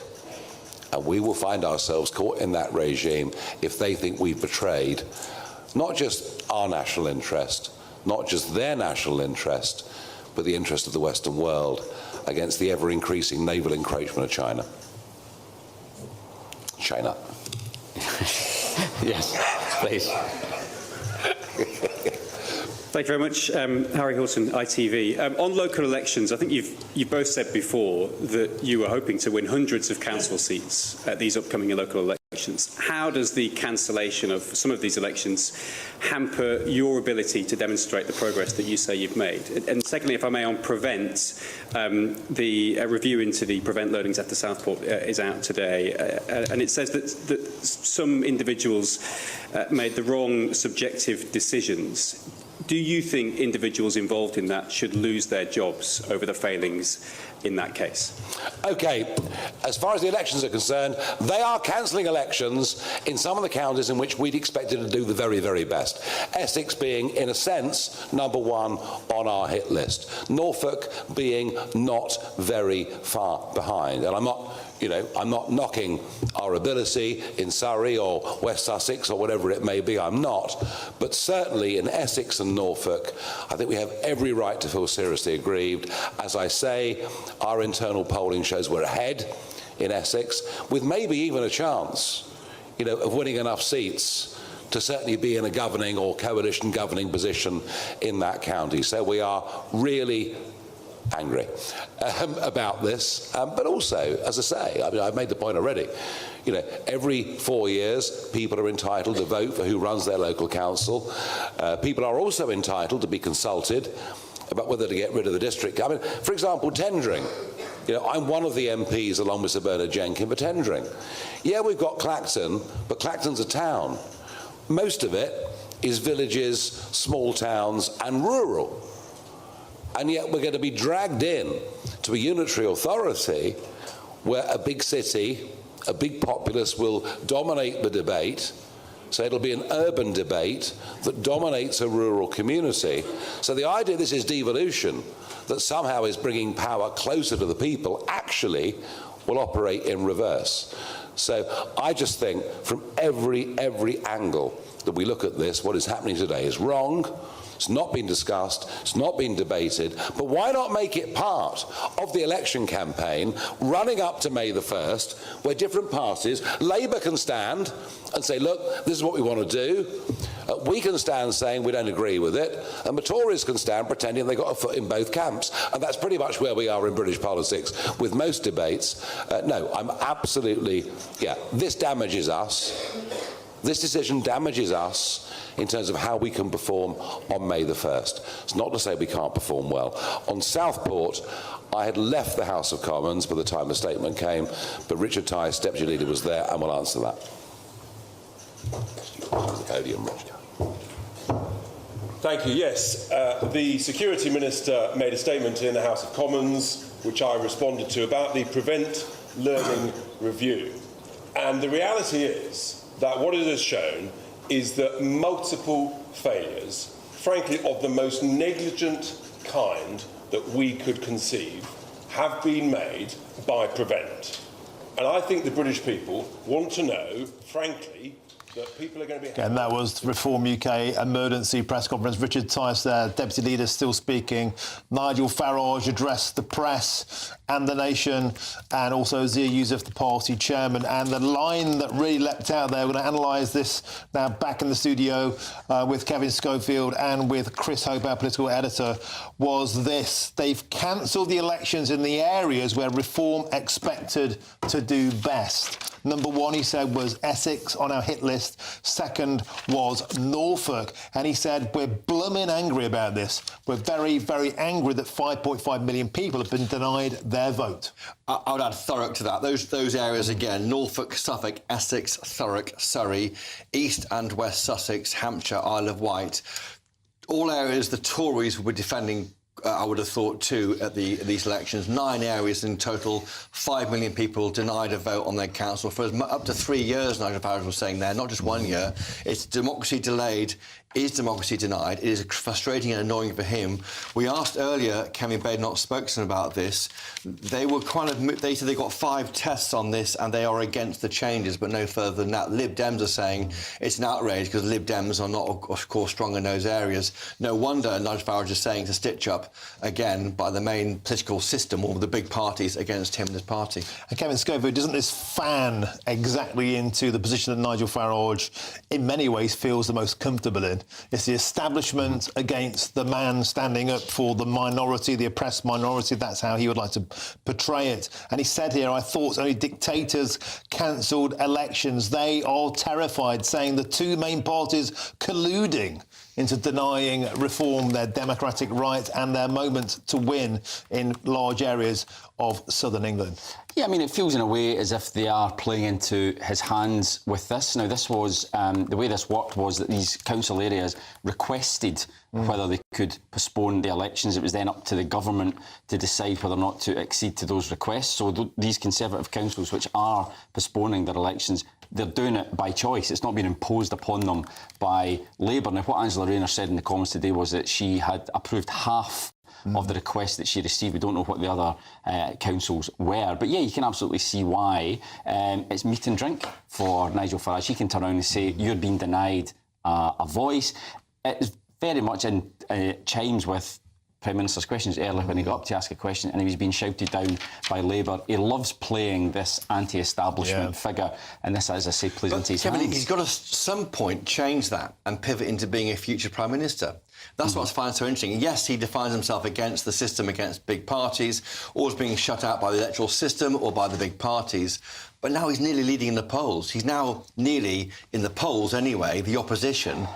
Does he want to be Prime Minister? If so, what's his plan? What's his plan for the NHS? That's Labour's big attack line. That is a big attack line, and they are going to have to come up with some serious answers to that, because Labour are not going to let up on the NHS. They see that as his Achilles heel.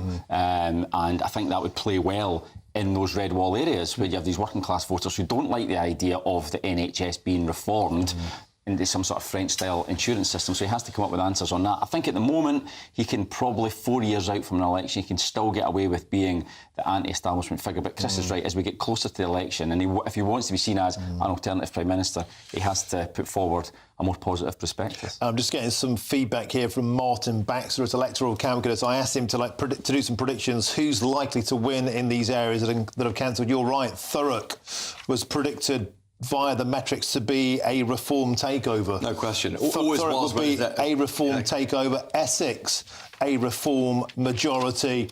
Norfolk, a Reform majority. East Sussex more likely going to the Liberal Democrats, but a lot of areas turning turquoise denied by this. And I thought what was another fascinating point there, he referred back to a point you made earlier, the barrage of the Farage at PMQs today. He said just now, reminded him of when he was in Brussels. They're terrified. They don't like it up him. They're starting to attack Nigel Farage because he's actually having an impact. Well, two things happened in PMQs. Firstly, there was a planted question by the MP for Rugby about the NHS allowing Keir Starmer, the PM, to attack Farage personally, and he couldn't say anything back, and they love that. And in our world, that's a planted one by the whips. The fact that they're planting questions not about the Tories but about Reform UK is the first time I've heard that in the Chamber. That, to me, shows a moment in our politics as Reform are now a problem for Labour as much as the Tory party. The second point is Farage was then called unexpectedly by the Speaker. We knew Richard Tice had a question, but Farage was called. Farage then tried to answer the point made by the Rugby MP on NHS, and that prompted a huge barrage of noise, probably correctly, because that was out of order by the Labour MPs, but it looked like they were trying to shout him down, which probably they were as well. So it's a bit of theatrics, I think, which he will get stronger off, not weaker from. OK, now, I believe you have a breaking news line for us, because earlier on the show we had Lee Harris on, and he reported Sir Keir Starmer to the Metropolitan Police. But we've got some breaking news for you now, and it's this. The Metropolitan Police have confirmed that they will not take any action over Sir Keir Starmer's voice coach allegations, and we have a spokesperson. Chris Hope, do you have that spokesperson? That's right. The spokesman tells GB News this hour, we can confirm we have received a report. We had the person making a report on your show an hour ago. The specific legislation that would be used by police forces dealing with alleged offences during COVID has a 3-year deadline for initiating proceedings. As this alleged incident falls outside this time frame, no action will be taken. So what that basically means, Kevin Scofield, bringing you in layman's terms, the complaint went in too late and it falls outside the statute of limitations. It's more than 3 years old. Do you think that will put it to bed?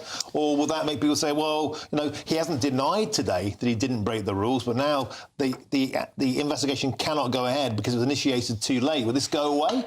I don't think it will go away. I think there'll be more, potentially more revelations. There could be a sort of drip effect. Now, you're right, he didn't deny breaking the rules in PMQs. His spokesperson afterwards did when speaking to journalists, so that may well have been a misspeak or just a brain fade by the Prime Minister for not saying it in the Chamber. That got a lot of people excited. On the record at the dispatch box, didn't want to do what Boris Johnson did, which is say something which was found later not to be true. Well, that is also true, and we know what happened to Boris Johnson, so he wasn't taking any risks there. So yeah, he'll be relieved, I guess, that the police are not investigating. That would be embarrassing for a Prime Minister, as we know. But yeah, I think there could well be, I'm sure some of my journalistic colleagues will still look to do a bit of... Just one thing on that, I think it means that he can't now hide behind a police investigation. He can't now say, well, I'm not going to comment, I don't want to prejudice a police investigation. It's now open season on the story because the police aren't investigating. The press will. Yeah, there's no prejudice, so people can now speculate as they wish. And he will be asked questions about it. And does this feed back in? I know we're having fun yesterday about non-stick Starmer, but he consistently says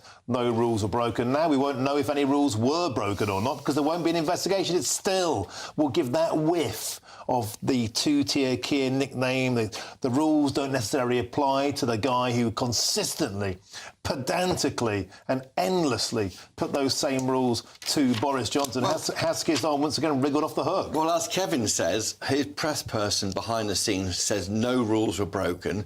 On the record, when faced with a dispatch box, when he can't mislead anybody, he wouldn't say it in the House. Now, that might be a misspeak. Could we misspeak? You know, but he didn't say it in the House, and that's the question, I think, which was missed by Kemi Badenoch. She had 6 questions to ask the PM, make you feel uncomfortable, get under his skin a bit at PMQs. She asked about an important issue, winter fuel allowance, oil and gas provision in the North Sea, but why not ask 6 questions about the thing he doesn't want to talk about? She didn't do it. I don't know why. And I wonder, Kevin Schofield, now, if that's going to be another open goal that's been missed by the Leader of the Opposition.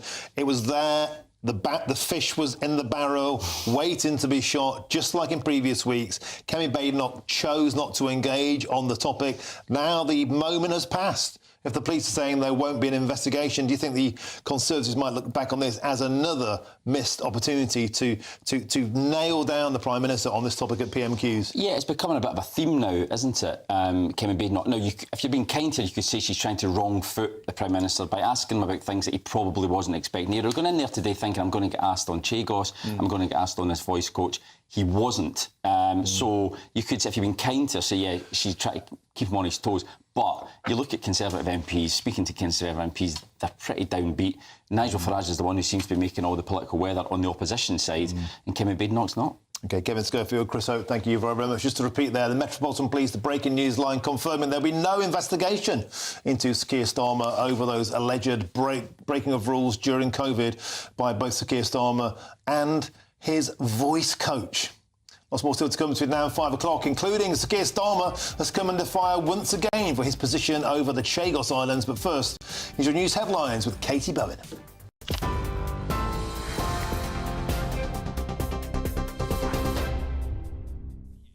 Martin, thank you. Your top stories this hour. The government's counter-terrorism prevent programme prematurely closed cases into Southport killer Axel Rudder-Cabana. That's according to the Prevent Learning Review published this afternoon. Outlining the findings in the House of Commons, Security Minister Dan Jarvis has told MPs that the government has begun an internal review of the prevent thresholds and has accepted all 14 recommendations for improvements in the Prevent Learning Review. The review found that there were 15 contact points between Rudder-Cabana and public services, including Prevent and the police, over the years. Here's what Minister Jarvis had to say. Concluded that too much focus was placed on the absence of a distinct ideology to the detriment of considering the perpetrator's susceptibility, grievances and complex needs. There was an under-exploration of the significance of his repeat referrals and the cumulative risk, including his history of violence. Also today, the families of the 3 Nottingham attack victims have demanded a full statutory inquiry, saying names must be named after an independent review has revealed killer Valdo Callaghan's fear of needles prevented him from taking antipsychotic medication before the killings. Barnaby Webber, Grace O'Malley Kumar and Ian Coates were murdered in the summer of 2023 by Callaghan. Health Secretary Wes Streeting says it's clear there were failings in how the care provided to Callaghan was managed at every level. Grace's father, Dr Sanjoy Kumar, says for the loss of our beautiful, brave daughter Grace, there must be change. Barnaby Webber's mother has called for a meeting with the Prime Minister. Elsewhere, the Prime Minister locked heads with Kemi Badenoch in Prime Minister's questions this lunchtime over the Chagos Islands deal. The Conservative Party leader challenged Sir Keir Starmer on the money being spent on the deal, with the Prime Minister hitting back by arguing that legal certainty was needed over the status of the islands and the strategically important Diego Garcia military base. This is money that belongs to our children and their children. This is an immoral surrender, so North London lawyers can boast at their dinner parties. This is a military base that is vital to our national security and to national security. A number of years ago, the legal certainty of that base was thrown into doubt. And let me, Mr. Speaker, let me be clear, and I'll pick my words carefully. Without legal certainty, the base cannot operate in practical terms as it should. That is bad for our national security, and it's a gift to our adversaries. And just a brief breaking line this afternoon, as you've heard with Martin. Metropolitan Police sources have told GB News that no action will be taken over allegations that Sir Keir Starmer broke COVID lockdown rules in 2020 by meeting with a voice coach. A Metropolitan Police spokesman said in a statement the specific legislation that would be used by police forces dealing with alleged offences during COVID has a 3-year deadline for initiating proceedings. As this alleged incident falls outside of this time frame, no action will be taken. Those are the latest GB News headlines. More from me in half an hour. For the very latest GB News direct to your smartphone, sign up to News Alerts by scanning the QR code or go to gbnews.com/alerts.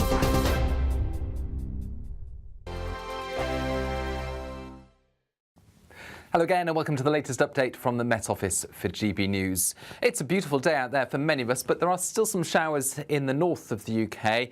However, those showers will ease overnight, skies will clear widely and we'll see frosty conditions return up and down the country.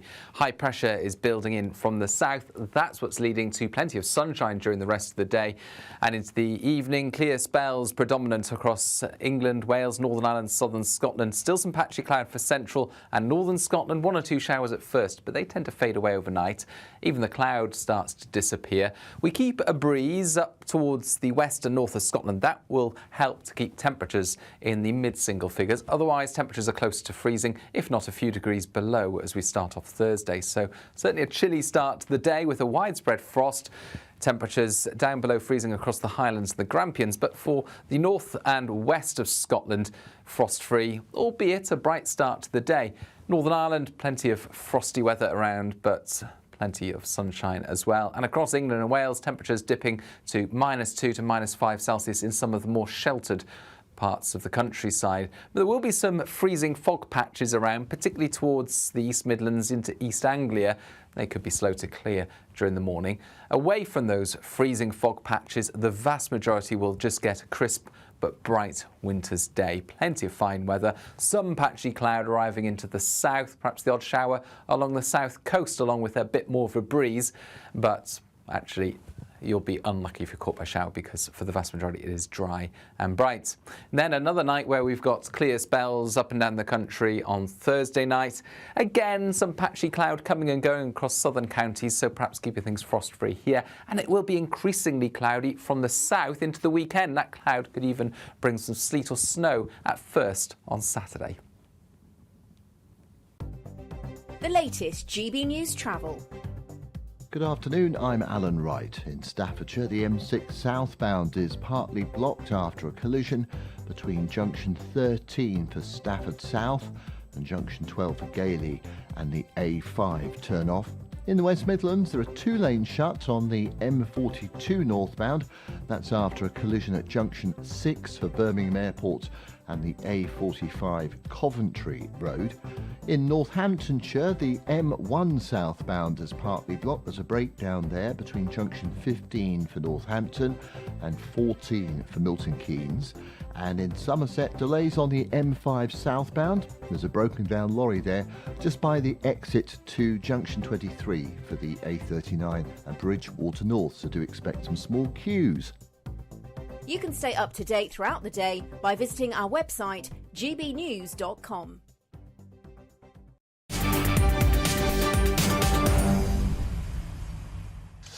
Welcome back. You tell me it's 4:39 with me, Martin Daubney, here on GB News. Now, earlier on today at PMQs, Tory leader Kemi Badenoch accused Sir Keir Starmer of an immoral surrender of the Chagos Islands, and this was the Prime Minister's response. Without legal certainty, the base cannot operate in practical terms as it should. That is bad for our national security, and it's a gift to our adversaries. Now, some within the party opposite know exactly what I'm talking about. That is why, Mr. Speaker, that is why the last government started negotiations about sovereignty securing the long-term use of the base. Mr. Speaker, they were right to do so. That's why the last government conducted 11 of the 13 rounds of those negotiations. Okay, Bert, when all this legal smoke and mirrors cut the mustard? Well, joining me now is the Community Engagement Lead at the Chagos Trust, and that's Jean-Francois Nellen. Jean-Francois, welcome to the show.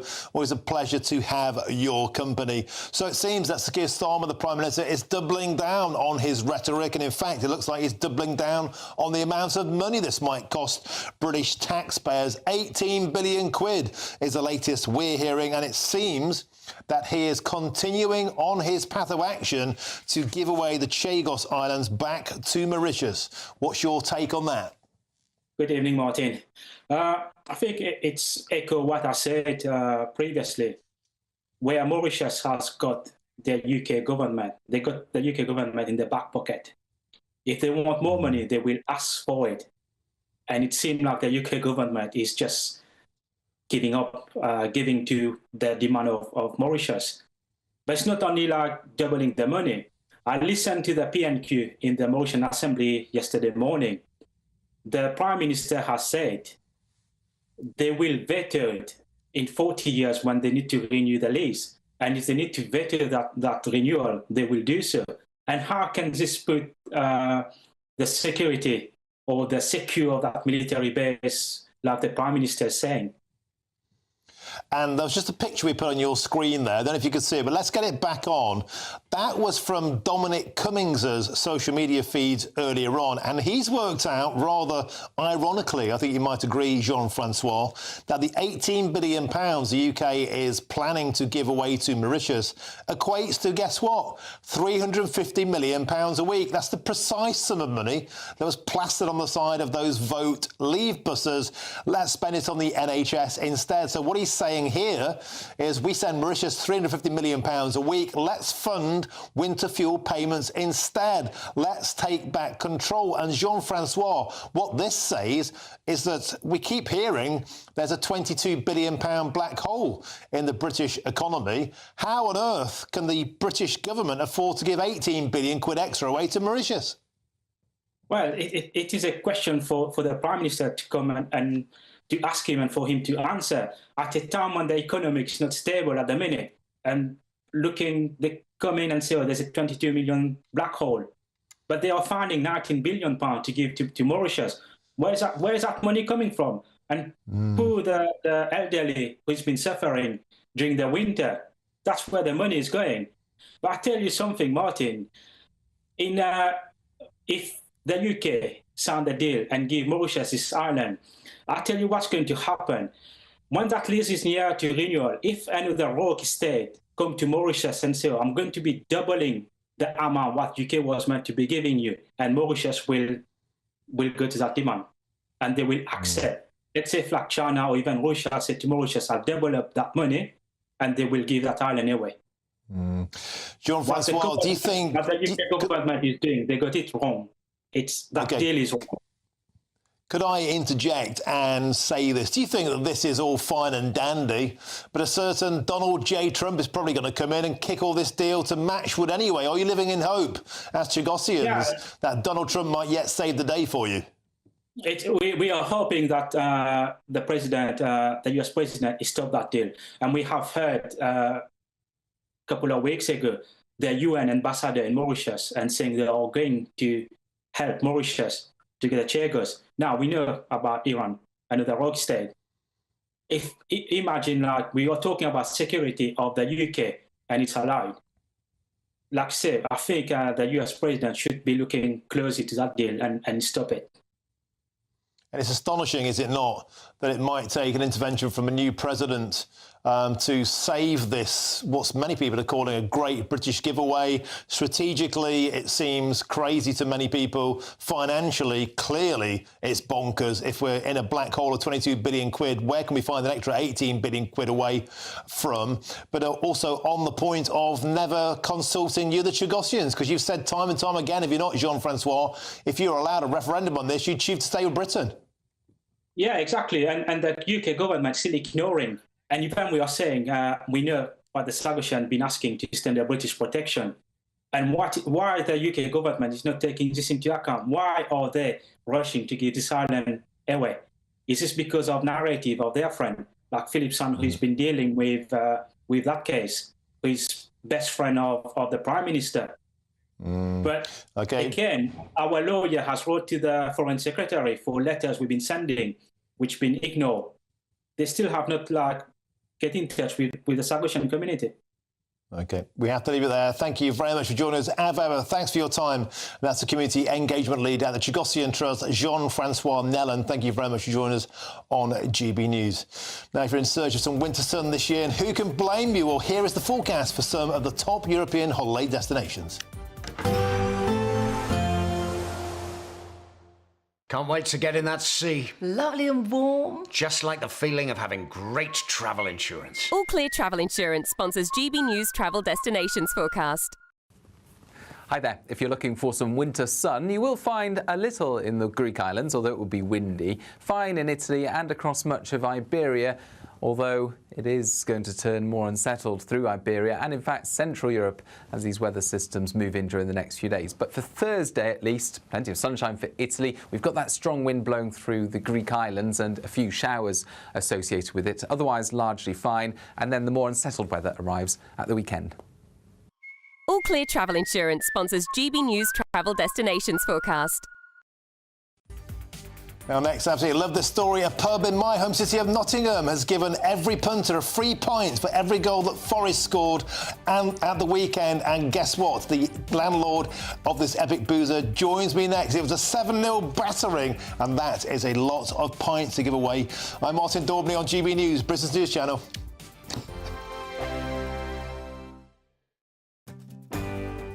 I'm Michael Portillo. This is GB News, the People's Channel, Britain's news channel.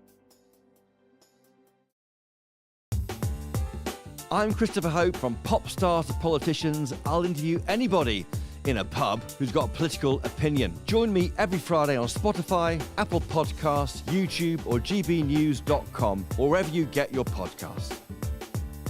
This is GB News, the People's Channel. GB News Breakfast, every day from 6 a.m. Now, we're going to introduce you to Liam Wildish. Liam, well, I'd like to think he's a friend of mine because I follow him on Instagram, on TikTok there as well. You're a big fan, aren't you? Big fan, because there's what he does. He's a cleaner. He cleans signs. But the thing is, he's not employed by councils or whatever. He does this voluntarily. And you sort of think to yourself, well, who cleans these signs? Why have these signs been allowed to get into this terrible state of disrepair and filthiness? So basically, long story short, about 6 years ago, I used to be a window cleaner. In the community where I lived, I noticed all of the road signs were filthy, and I was perfectly equipped to clean them. So basically, I cleaned the road signs as a bit of a thank you to the community and sort of make a little bit of awareness of my window cleaning business at the time. Yeah. Sort of cleans up the area, makes the road safer, and that's kind of how that started. And people found it like a really satisfying sort of approach. So that sort of led on to today of a video in cleaning the dirty road signs and making sort of satisfying content with it as well. What is the equipment? What have we got here? So this is a water-fed pole system connected to a backpack, which is what feeds the water through the end of the brush there. It's perfectly equipped to basically remove this green dirty, it's like a mildew build-up that you get on the signs. Yeah. As you can see, this is like extremely effective at removing so. So GB News viewers, if they spot a particularly grisly sign in their area, then they can get in touch. They can do, yeah. And Liam Wildish, the sign guy, can sort you out. If you find Liam the sign guy online, drop me a message, let me know, and I'll add you to my list of places. GB News, the People's Channel. Headliners on GB News 11 p.m. every night. It's got 3 top comedians going through the next day's newspapers so you don't have to read them, which is great. That's a good point. He's lying. I mean, maybe he's not lying. That's Headliners every night from 11 p.m. and 5 a.m. as well on GB News, Britain's news channel. Hello there. I'm Eamon Holmes. Thank you for joining us on GB News, Britain's news channel.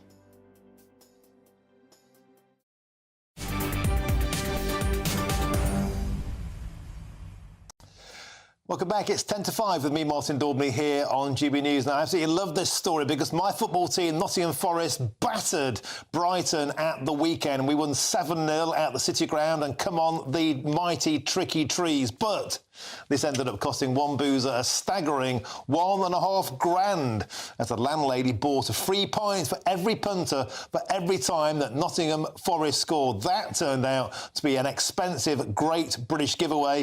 And I'm joined now by the landlady and the landlord of the Gedling Inn, Becky Webster and Cassian Prime. They join me on the show. Welcome to the show. I'm a Gedling lad myself. I was born in Gedling, overlooking Gedling Pit. I'm a Forest fan. I was there on Saturday when those 7 goals went in. I was delighted. You guys must have been banging your heads on the table. What on earth happened?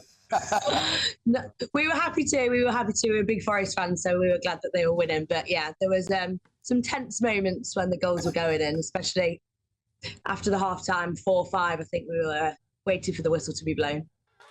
Yeah, it was 3-0 at half-time. We've got some pictures there now. This is people going wild in your booze at the Gedling Inn. I can imagine why they're going wild. Not only is it 7-0, but the booze is on the house. Whose idea was this? And did it not occur to you, maybe at the start, to say this might be limited to the first 2 or 3 goals?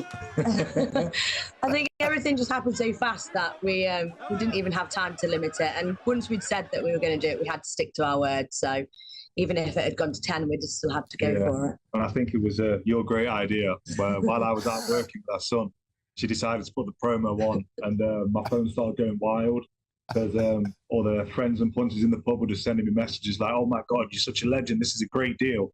And I was like completely oblivious to what was going on until I came back into the pub as the 3rd goal went in, to an uproar like we'd scored the 4th. So you're still together? You're still sitting? Yes. You're still sitting there. You're still seem very much in love. Becky, this was your idea of a Great British giveaway, and Cassian, you're like going, great deal, and you're like going, what deal? Yeah, what deal? It's turned out to be a great deal, so... Yeah. Well, I think it's amazing because, look, everyone's talking about your pub. You know, for $1.5 grand, you're on telly, you've been in the papers. I think that what you did was amazing. I've got some footage that I took at the ground. Get that up. So when Chris Wood went off, he got his hat-trick. He obviously got a standing ovation. And at this point, everyone in the ground was shouting, "We want 8! We want 8!" Of course, you guys didn't, because you'd have been even further in the red. No. We was kind of hoping we stopped and defended after half-time. Was like, we might just sit back and defend the 3-0 lead, but going to score another 4 goals, I don't think anybody expected. And it was 3-0 at half-time, and that would have been quite a battering for your bank balance. And then the Tricky Trees got another 4 in the second half. I've never seen Forest win 7-0 in my entire life. You guys are probably hoping it doesn't happen again. In fact, you're probably thinking, look, if it happens again, Beck, you probably have terms and conditions apply. But look, on a serious point, is that John McGovern there? That's John. Yeah, is that John McGovern himself came to pay us a visit yesterday with some generous gifts from the club. So that was a nice touch. That is amazing. John McGovern, of course, was the European Cup winning captain twice. I met him at the City Ground on Boxing Day.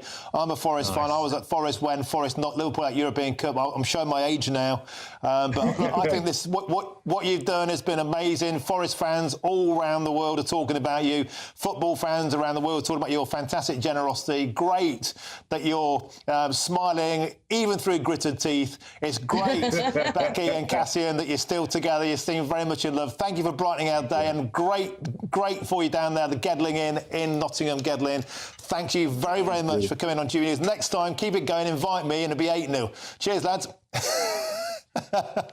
What a superb story to cheer us all up. Now, on quite a different tone.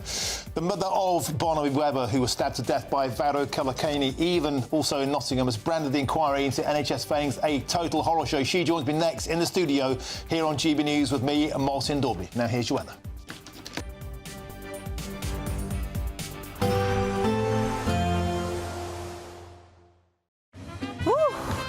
A chilly start will give way to a lovely, warm afternoon. Boxed heat pumps, sponsors of weather on GB News. Hello again and welcome to the latest update from the Met Office for GB News. It's a beautiful day out there for many of us, but there are still some showers in the north of the UK. However, those showers will ease overnight, skies will clear widely and we'll see frosty conditions return up and down the country. High pressure is building in from the south. That's what's leading to plenty of sunshine during the rest of the day. And into the evening, clear spells predominant across England, Wales, Northern Ireland, southern Scotland. Still some patchy cloud for central and northern Scotland. 1 or 2 showers at first, but they tend to fade away overnight. Even the cloud starts to disappear. We keep a breeze up towards the west and north of Scotland. That will help to keep temperatures in the mid-single figures. Otherwise, temperatures are close to freezing, if not a few degrees below as we start off Thursday. So certainly a chilly start to the day with a widespread frost. Temperatures down below freezing across the Highlands and the Grampians, but for the north and west of Scotland, frost-free, albeit a bright start to the day. Northern Ireland, plenty of frosty weather around, but plenty of sunshine as well. And across England and Wales, temperatures dipping to -2 to -5 Celsius in some of the more sheltered parts of the countryside. But there will be some freezing fog patches around, particularly towards the East Midlands into East Anglia. They could be slow to clear during the morning. Away from those freezing fog patches, the vast majority will just get a crisp but bright winter's day. Plenty of fine weather, some patchy cloud arriving into the south, perhaps the odd shower along the south coast along with a bit more of a breeze, but actually you'll be unlucky if you're caught by a shower because for the vast majority it is dry and bright. And then another night where we've got clear spells up and down the country on Thursday night. Again, some patchy cloud coming and going across southern counties, so perhaps keeping things frost-free here. And it will be increasingly cloudy from the south into the weekend. That cloud could even bring some sleet or snow at first on Saturday. A nice bright morning will generate a lovely warm day, right through to the evening. Boxed Solar, sponsors of weather on GB News. The latest GB News travel. Good afternoon, I'm Alan Wright. In Cumbria, the M6 southbound is partly blocked for repairs. They're between junction 42 for the A6 and 41 for Catalan. In West Yorkshire, the M62 westbound is partly blocked after a collision. That's between Huddersfield at junction 23 and the turn-off for Rishworth Moor at junction 22. In the West Midlands, the M42 northbound is partly blocked after a collision. This happened just by junction 6 for Birmingham Airport and the A45 with queues back to Solihull at junction 5.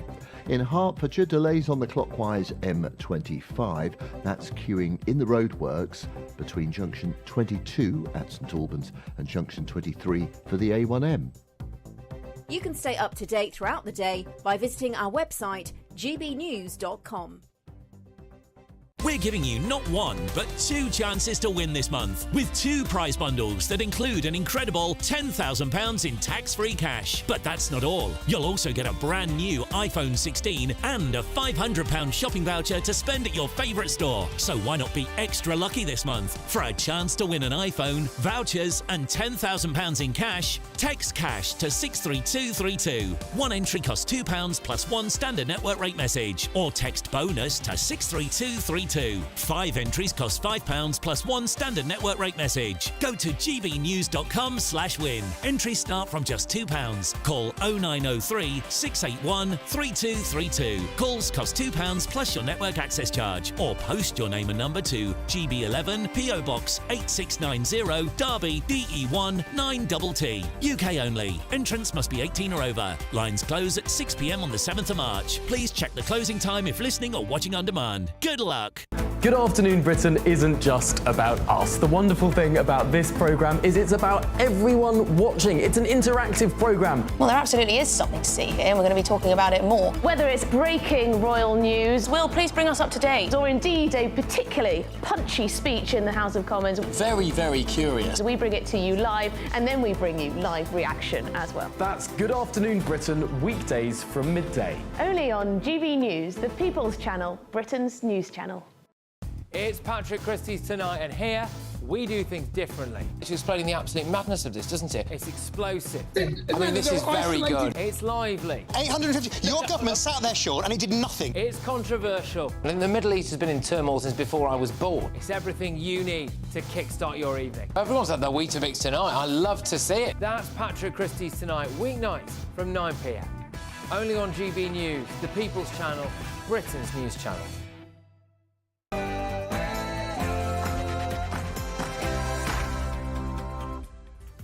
A very, very good afternoon to you. It's 5 p.m. and welcome to the Martin Daubney Show here on GB News. We're broadcasting for you live from the heart of Westminster and all across the UK. On today's show, the mother of Barnaby Webber, who was stabbed to death by psychopath Valdo Calacane, has branded the inquiry into NHS failings a horror show. I'll be joined by Emma Webber in the studio today, who says there are other Calacanes out there. Enough is enough. From today, change will happen. We will ensure it. And in politics, the Metropolitan Police have, in this past hour, refused to act over claims that Keir Starmer's lockdown session with his voice coach breached COVID rules because it was more than 3 years ago, as Number 10 insists that it had to be held, that meeting, in person. And also in this past hour, Reform UK held an emergency press conference and they blasted Labour's plans to cancel May's local elections in 9 council areas, meaning 5.6 million people will be denied their vote in May. That's all coming in your next hour.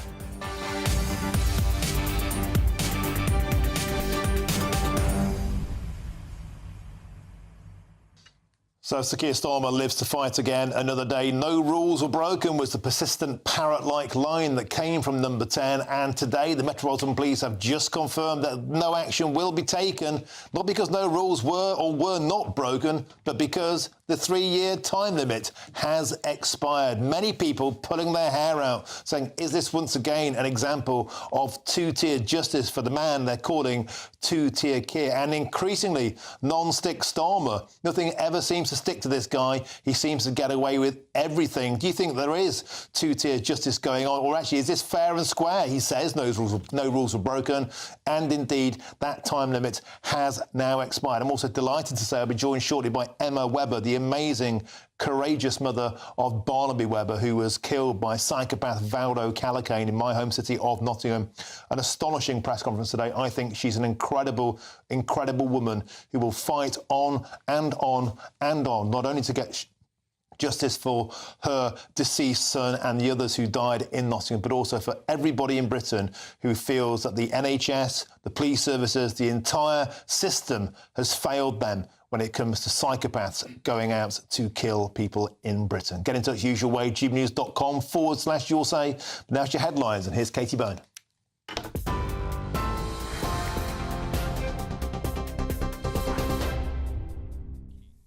Martin, thank you. The time is 2 minutes past 5. These are your latest headlines from the GB Newsroom. The government's counter-terrorism prevent programme prematurely closed cases into Southport killer Axel Rudakabana. That's according to the Prevent Learning Review published this afternoon. Outlining the findings in the House of Commons, Security Minister Dan Jarvis has told MPs that the government has begun an internal review of the prevent thresholds and has accepted all 14 recommendations for improvements in the Prevent Learning Review. The review found that there were 15 contact points between Rudakabana and public services, including Prevent and the police, over the years. Here's what Minister Jarvis had to say. You concluded that too much focus was placed on the absence of a distinct ideology to the detriment of considering the perpetrator's susceptibility, grievances and complex needs.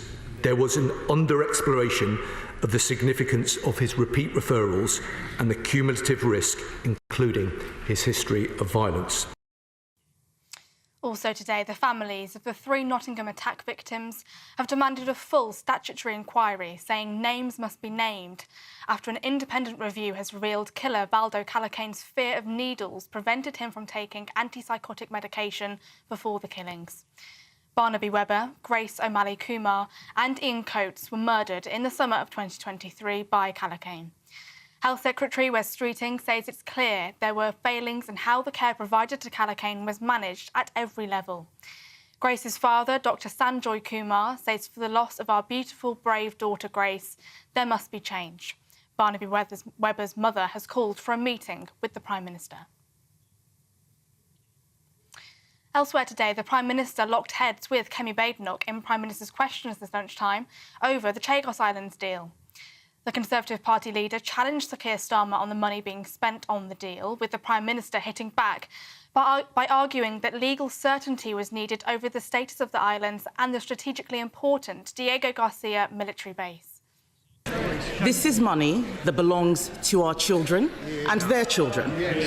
This is an immoral surrender, so North London lawyers can boast at their dinner parties. This is a military base that is vital to our national security and to national security.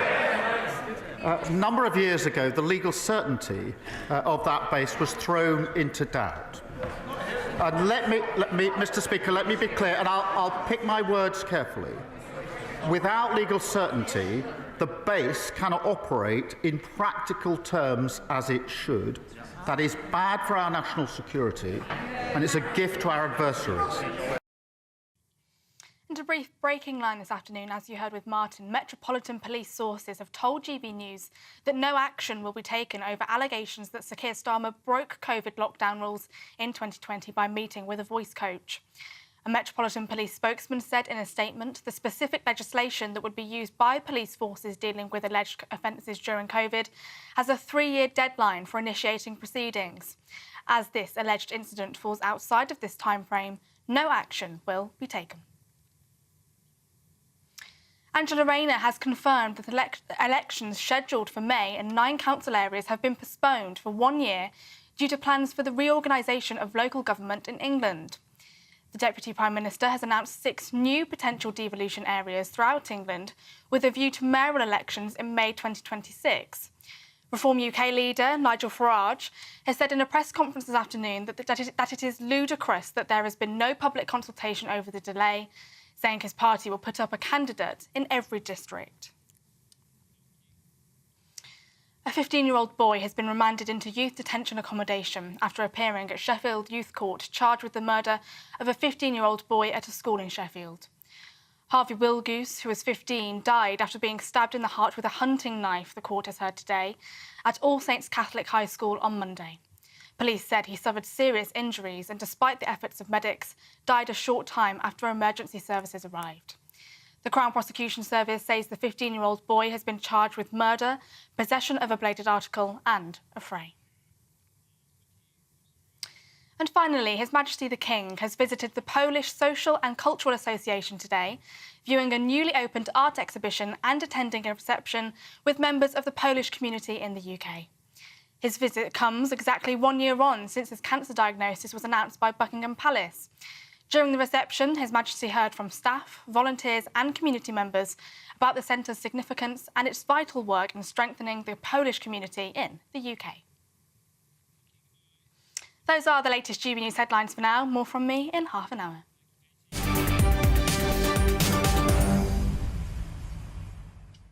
Thank you, Katie. Now let's return now to the breaking news that the Metropolitan Police will not take action over Sir Keir Starmer's voice coach allegations because they say the specific legislation that would be used by police forces dealing with alleged offences during COVID has a 3-year deadline for initiating proceedings. And as this alleged incident falls outside of this time frame, then no action will be taken. Well, the plot thickens for the man they call Two-Tier Keir. And I'm now joined in the studio by GB News' political editor Chris Hope to chew the fat on this. Chris, so the Met have come out. We had Lee Harris on the show earlier on. He's a journalist who reported Keir Starmer to the Metropolitan Police, and very quickly we've heard they will not be taking action. And yet Kemi Badenoch might be ruining the moment. She didn't go on the attack at PMQs. Lots to talk about. Fill us in. That's right. So in PMQs today, the leader of the opposition, Kemi Badenoch, has 6 questions she can put to the Prime Minister. She chose to ask one on Chagos. The rest of them were on oil and gas policy in the North Sea, a big issue that might bring bills down for so many GB News viewers and listeners, obliquely mentioning the issue of the voice coach, no more than that. However, this issue of the voice coach goes back to December the 24th, 2020. Sir Keir Starmer was preparing to respond to the Brexit deal announced by Boris Johnson. He has people in the room with him, Rachel Reeves, who then was the shadow chancellor of the Duchy of Lancaster, some Sky cameras, some BBC cameras, and also this voice coach who came up from Brighton, travelling, we understand, from Tier 3 to Tier 4. Those tiers existed. No, the tiers existed on the COVID regulations, not about other tiers. Those COVID regulations. Was she allowed to? Did it break the rules? At PMQs, he was asked directly this question. It's very important for viewers and to listen to what was said. Can you repeat his assurances that all rules were followed while the country was in Tier 4 lockdown in December 2020, not just by him, but his team as well, but also his voice coach, Leona Mellinger? I was in my office working on the expected Brexit deal. With my team, we had to analyse the deal as it came in at speed, prepare and deliver a live statement at speed on one of the most important issues for our country in recent years. That's what I was doing. What were they doing?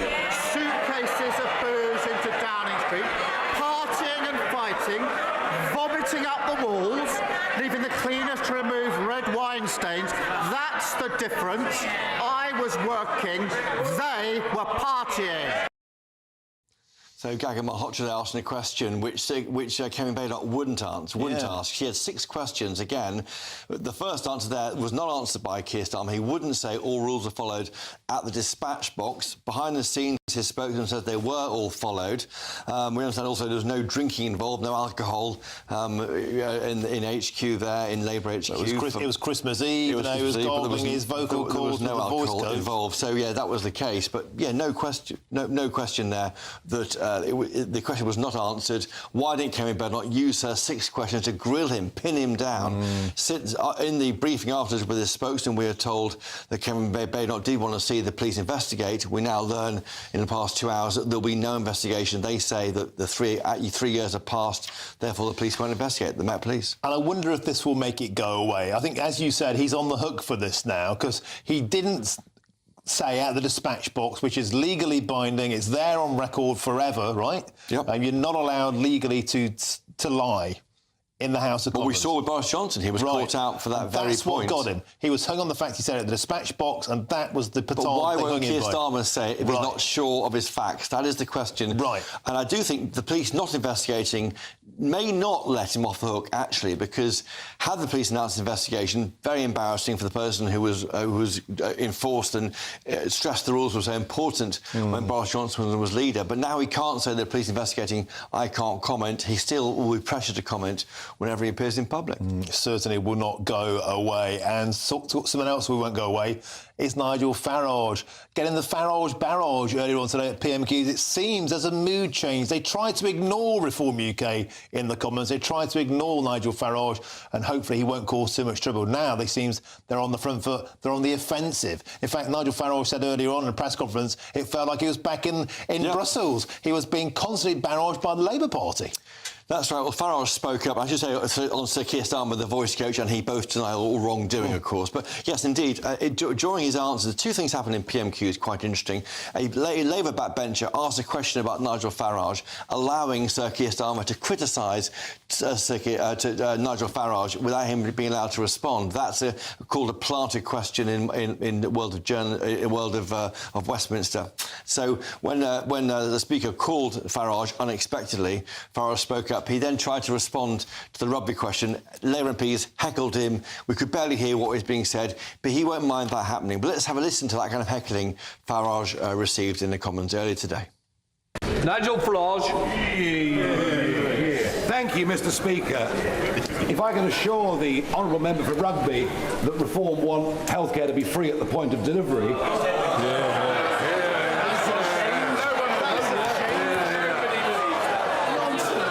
I'm sorry.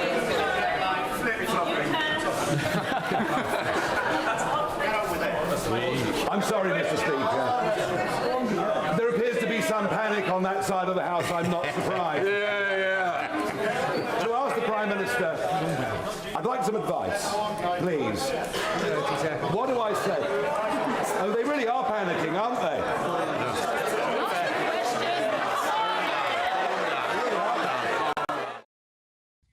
There we have him being heckled. Now, he won't mind that, Nigel Farage. He's always been the individual shouting at the political elite, the two main parties. He got cross as the day went on. He gave a press conference, an emergency one, about an hour or so ago at 4 p.m, live on GB News. He was very clear, his concern. The government has announced this afternoon that 9 local elections will not go ahead in May. Those areas that have been cancelled are areas where Reform thought they could win.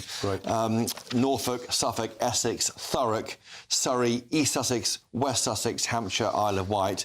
I would say about 6 of those 9, I think Reform thought they had a good chance in having a tilt at the Tories, and certainly in some of them actually winning. In that press conference about an hour or so ago, we heard from Nigel Farage, and here's what he had to say. That we do not think that elections being cancelled is the right thing 4 years on from a Conservative landslide. The two parties have colluded so that people can keep paid jobs for another couple of years. It's wrong at every level.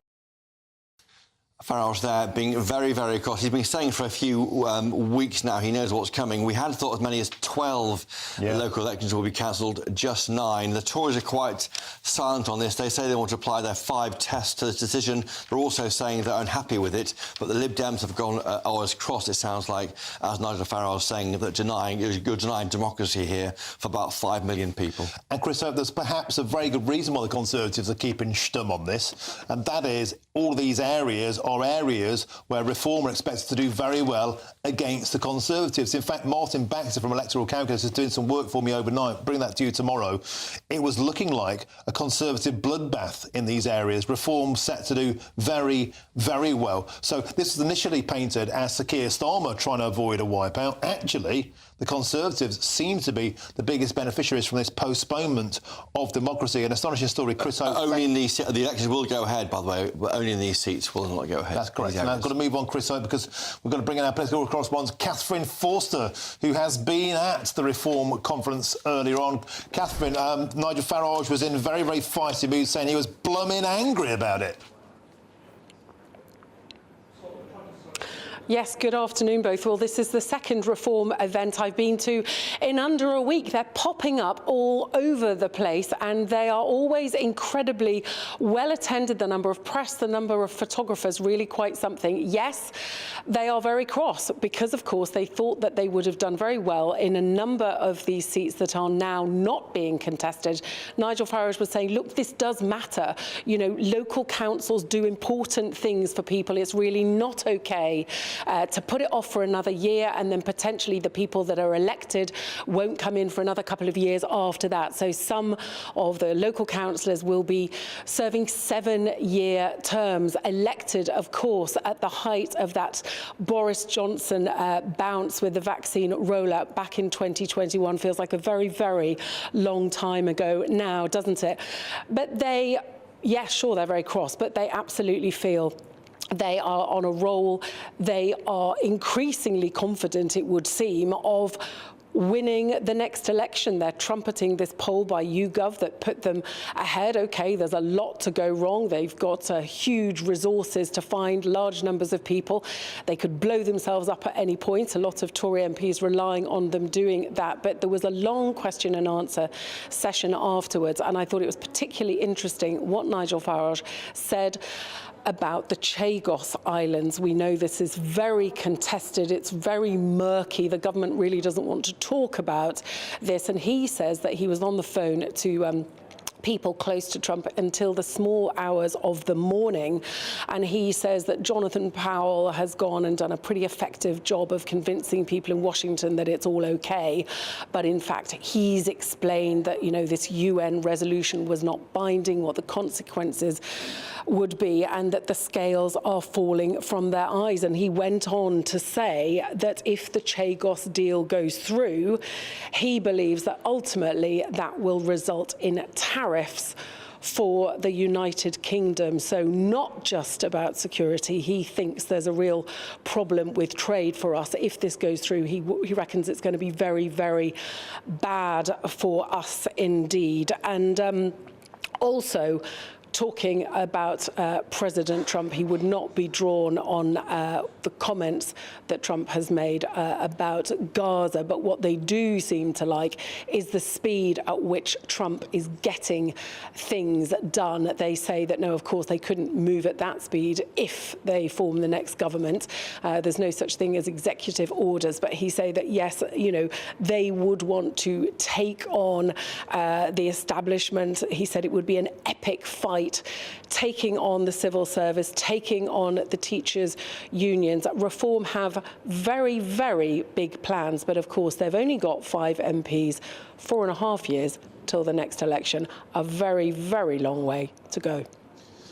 Thank you, Catherine Forster, live from that emergency press conference, Reform UK. Nigel Farage saying he's blooming angry. The two parties have colluded to keep their people in jobs.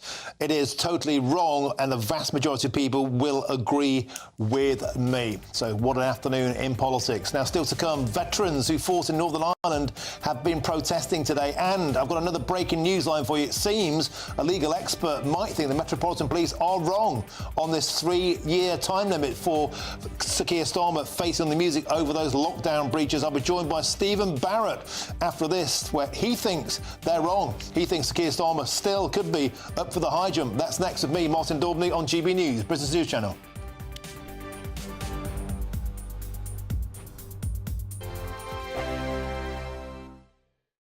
Hi, I'm Michelle Dewberry, and my show is your opportunity to cut through all the noise and dive in headfirst to some robust debates. Ideas clash. Situation, isn't it? Because the failure is... You're deliberately avoiding my point. Nothing's held back. And if you think this is the end of it, wait for more. And we do not shy away from the difficult stuff. Sometimes I want to shake people and say, if only you understood. So join me on Jubes and Co weeknights at 6 p.m, only on GB News, Britain's news channel.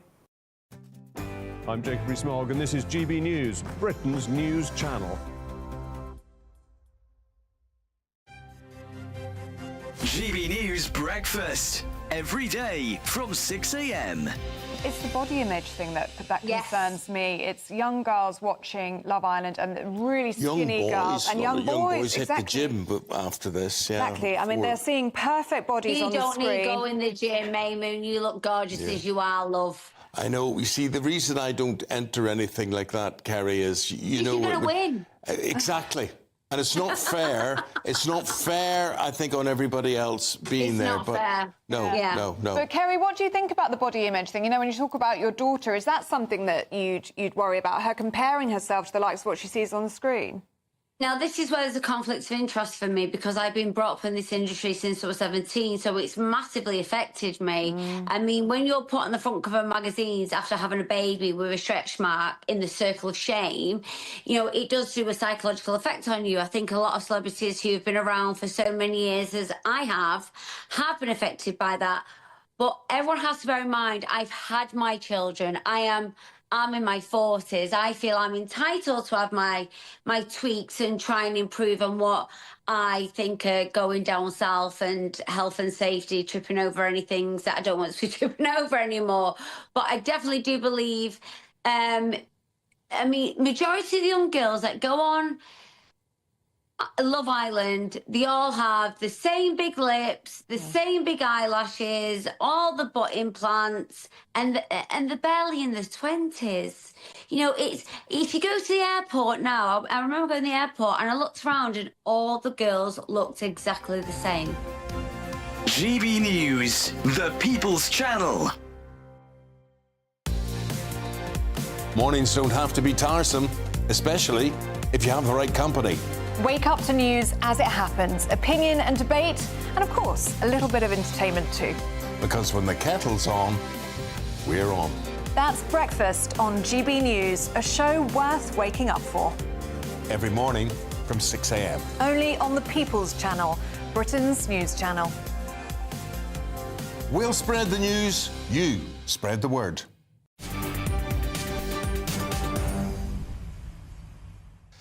Welcome back. It's It's 5:23. I'm Martin Daubney here on GB News. So excited I can't get the words out. Let's slow down, because veterans who served in Northern Ireland during the Troubles have today protested outside Parliament at their anger of their treatment, while terrorists who took part were given letters of comfort from Sir Tony Blair. Well, joining me now in the studio is GB News' reporter Doogie Beattie, and you brought one of the lads with you, Doogie. Tell us about the march earlier on today outside. It looked magnificent. What was it all about? Well, this march is basically veterans, Northern Ireland veterans, those who served from 1969 to 1998.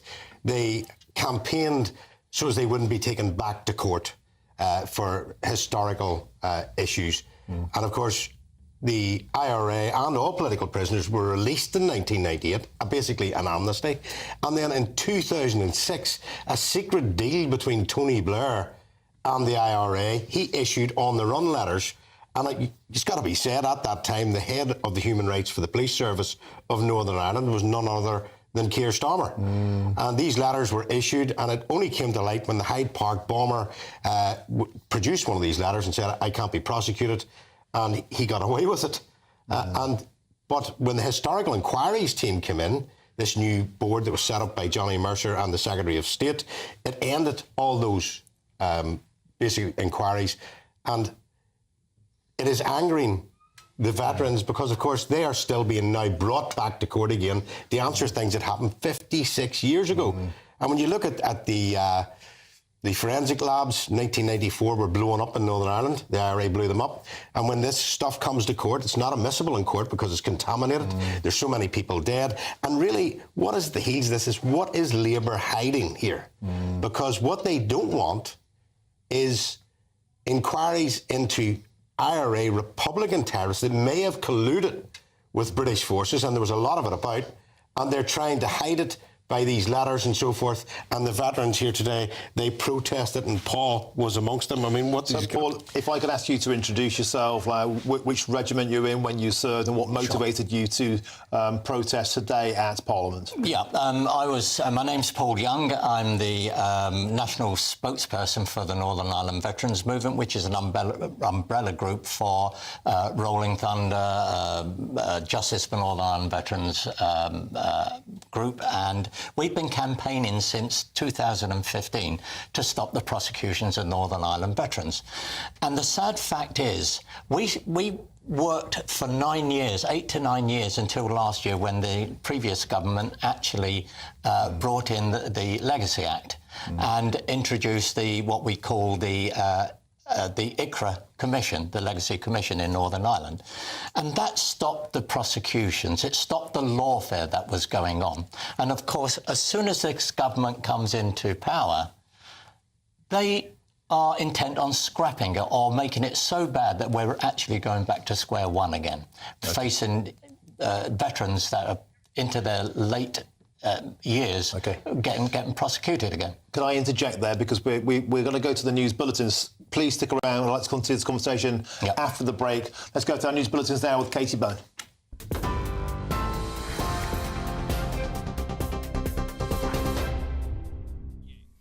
Martin, thank you. Your top stories this hour. The government's counter-terrorism prevent programme prematurely closed cases into Southport killer Axel Rudder-Cabana. That's according to the Prevent Learning Review published this afternoon. Outlining the findings in the House of Commons, Security Minister Dan Jarvis has told MPs that the government has begun an internal review of the prevent thresholds and has accepted all 14 recommendations for improvements in the Prevent Learning Review. The review found that there were 15 contact points between Rudder-Cabana and public services, including Prevent and the police, over the years. Here's what Minister Jarvis had to say. You concluded that too much focus was placed on the absence of a distinct ideology to the detriment of considering the perpetrator's susceptibility, grievances and complex needs. There was an under-exploration of the significance of his repeat referrals and the cumulative risk, including his history of violence. Also today, the families of the 3 Nottingham attack victims have demanded a full statutory inquiry, saying names must be named after an independent review has revealed killer Valdo Calacane's fear of needles prevented him from taking antipsychotic medication before the killings. Barnaby Webber, Grace O'Malley Kumar and Ian Coates were murdered in the summer of 2023 by Callacane. Health Secretary Wes Streeting says it's clear that there were failings in how the care provided to Callacane were managed at every level. Grace's father, Dr Sanjoy Kumar, says for the loss of our beautiful, brave daughter Grace, there must be change. Barnaby Webber's mother has called for a meeting with the Prime Minister. With the Prime Minister locked heads with Kemi Badenoch in Prime Minister's questions this lunchtime over the Chagos Islands deal. The Conservative Party leader challenged Sir Keir Starmer on the money being spent on the deal, with the Prime Minister hitting back by arguing that legal certainty was needed over the status of the islands and the strategically important Diego Garcia military base. This is money that belongs to our children and their children. This is an immoral surrender, so North London lawyers can boast at their dinner parties. This is a military base that is vital to our national security and to national security. A number of years ago, the legal certainty of that base was thrown into doubt. And let me, Mr. Speaker, let me be clear, and I'll pick my words carefully. Without legal certainty, the base cannot operate in practical terms as it should. That is bad for our national security, and it's a gift to our adversaries. Metropolitan Police sources have told GB News that no action will be taken over allegations that Sir Keir Starmer broke COVID lockdown rules in 2020 by meeting with a voice coach. A Metropolitan Police spokesman said in a statement the specific legislation that would be used by police forces dealing with alleged offences during COVID has a 3-year deadline for initiating proceedings.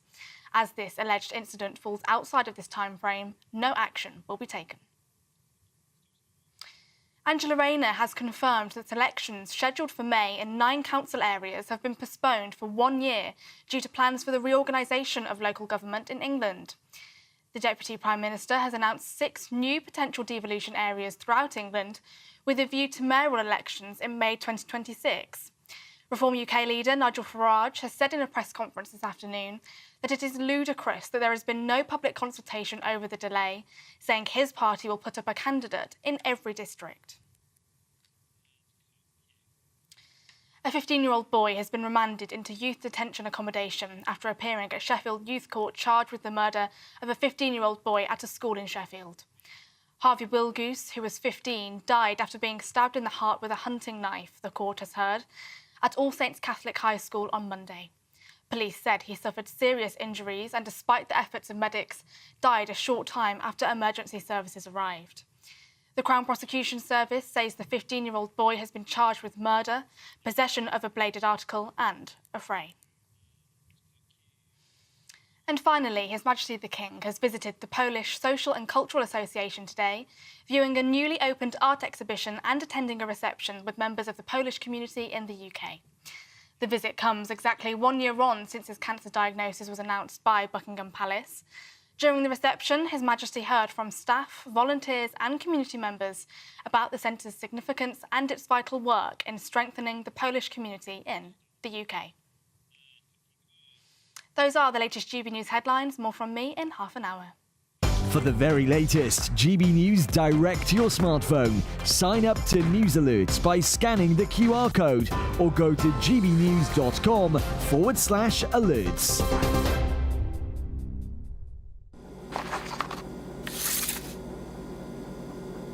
Crash Law 24 sponsors the GB News Finance Report. Here's a quick snapshot of today's markets. The pound will buy you $1.2518 and €1.2012 euros. The price of gold is £2,297.66 per ounce, and the FTSE 100 closed the day at 8,623 points. Crash Law 24 sponsors the GB News Finance Report. Hello again and welcome to the latest update from the Met Office for GB News. It's a beautiful day out there for many of us, but there are still some showers in the north of the UK. However, those showers will ease overnight, skies will clear widely and we'll see frosty conditions return up and down the country. High pressure is building in from the south. That's what's leading to plenty of sunshine during the rest of the day. And into the evening, clear spells predominant across England, Wales, Northern Ireland, southern Scotland. Still some patchy cloud for central and northern Scotland. 1 or 2 showers at first, but they tend to fade away overnight. Even the cloud starts to disappear. We keep a breeze up towards the west and north of Scotland. That will help to keep temperatures in the mid-single figures. Otherwise, temperatures are closer to freezing, if not a few degrees below as we start off Thursday. So certainly a chilly start to the day with a widespread frost. Temperatures down below freezing across the Highlands and the Grampians, but for the north and west of Scotland, frost-free, albeit a bright start to the day. Northern Ireland, plenty of frosty weather around, but plenty of sunshine as well. And across England and Wales, temperatures dipping to -2 to -5 Celsius in some of the more sheltered parts of the countryside. But there will be some freezing fog patches around, particularly towards the East Midlands into East Anglia. They could be slow to clear during the morning.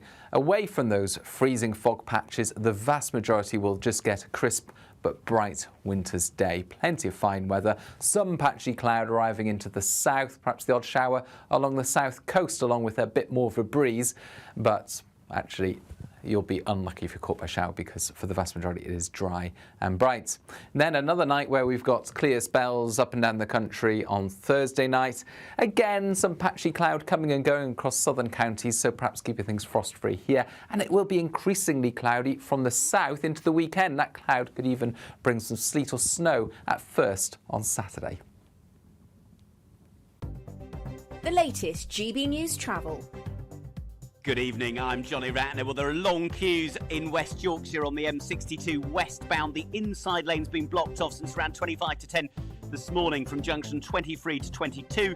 Heading away from Huddersfield, recovery work continues after a lorry left a large spillage of diesel all over the carriageway. And in Cheshire, the A550, the Welsh Road, remains shut right on the English-Welsh border northwest of Chester, between the 2 Mills traffic lights and Shottock. A lorry caught fire. In Gloucestershire, the A419, the Swindon Road, is shut southeast of Cirencester, near the barracks turn-off for accident investigation work. In East Sussex, the A26 remains shut northeast of Maresfield following a collision, and there are delays of an hour on trains westbound between Par and Truro in Cornwall after a lorry hit a bridge at Par. And that's the very latest. You can stay up to date throughout the day by visiting our website, gbnews.com. Mornings don't have to be tiresome, especially if you have the right company. Wake up to news as it happens, opinion and debate, and of course, a little bit of entertainment too. Because when the kettle's on, we're on. That's Breakfast on GB News, a show worth waking up for. Every morning from 6 a.m. Only on the People's Channel, Britain's news channel. We'll spread the news, you spread the word. This is Britain's Newsroom, where your voice matters. It's just astonishing. With expert analysis and honest opinion, we don't just keep you informed. We bring you unique perspectives you won't see anywhere else. Can't argue with any of that. When the news happens, it happens here. On Britain's Newsroom, weekdays from 9:30 a.m. Only on GB News. Join me, Camilla Tominey, for a frank and honest discussion with those in power that cuts through the spin and gets to the heart of the issues shaping our nation. You haven't confirmed that you want to stand as leader, but you haven't ruled it out either. This report basically says that he's not fit to stand trial. Is he indecisive?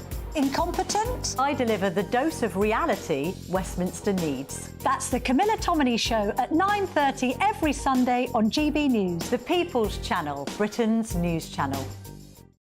Good Afternoon Britain isn't just about us. The wonderful thing about this programme is it's about everyone watching. It's an interactive programme. Well, there absolutely is something to see here, and we're going to be talking about it more. Whether it's breaking royal news, Will, please bring us up to date. or indeed a particularly punchy speech in the House of Commons. Very, very curious. We bring it to you live, and then we bring you live reaction as well. That's Good Afternoon Britain, weekdays from midday. Only on GB News, the People's Channel, Britain's news channel. Join me, Nana Akwe, for an informative, interactive news programme with a difference. It's fun. No, he didn't say that, Dave. I'm so surprised. I think there's an element of truth to that. Join me from 3 p.m. every weekend, only on GB News, Britain's news channel.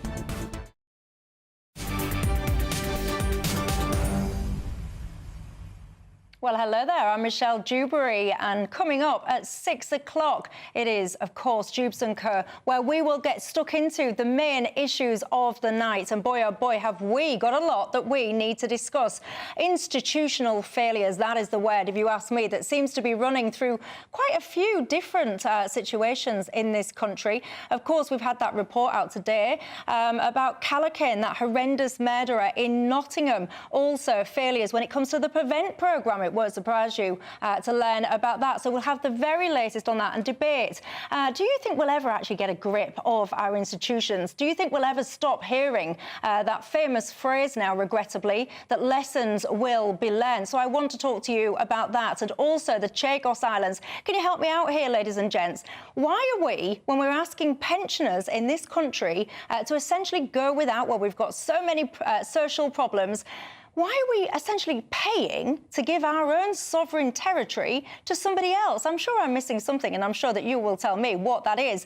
So I also want to ask you as well, do you think democracy is dying in this country? I'm asking because millions of you and us, we will not have the right to vote in the council elections on May the 1st. The Lib Dems furious about this. Of course, Reform UK Party furious as well. They say that democracy is being denied. We're one step away from living in some kind of dictatorship. Do you agree with that? Also, speaking of Reform UK, did you see the way that Nigel Farage was treated in PMQs today? He had the audacity, ladies and gents, to do his job, stand up and ask a question. And if you'd have seen the response to it, MPs jeering, laughing, hissing, booing, sneering. The Speaker of the House, he didn't do much to try and get a hold of them, I can tell you that for free. So I'm wondering, do you think they'll be laughing for much longer? I certainly don't. And also Starmer and the voice coach. It dawned on me today, you know, that if you've got a child that's got needs with their speech, whatever they may be, and you were trying to get a speech and language appointment, you weren't able to do that. You know, hardly any children could have an in-person speech and language appointment during COVID. But apparently, whilst you couldn't have in-person speech coaching for medical reasons, you could have them for vanity reasons. And then, of course, it broke tonight that the police will not investigate Sir Keir Starmer about that after all. Boy, oh boy, we live in some kind of clown world, do we not? So all of that coming up, a new face keeping me company on the panel. You'll have to tune in at 6 to see who that is. But for now, let's take a look at the weather.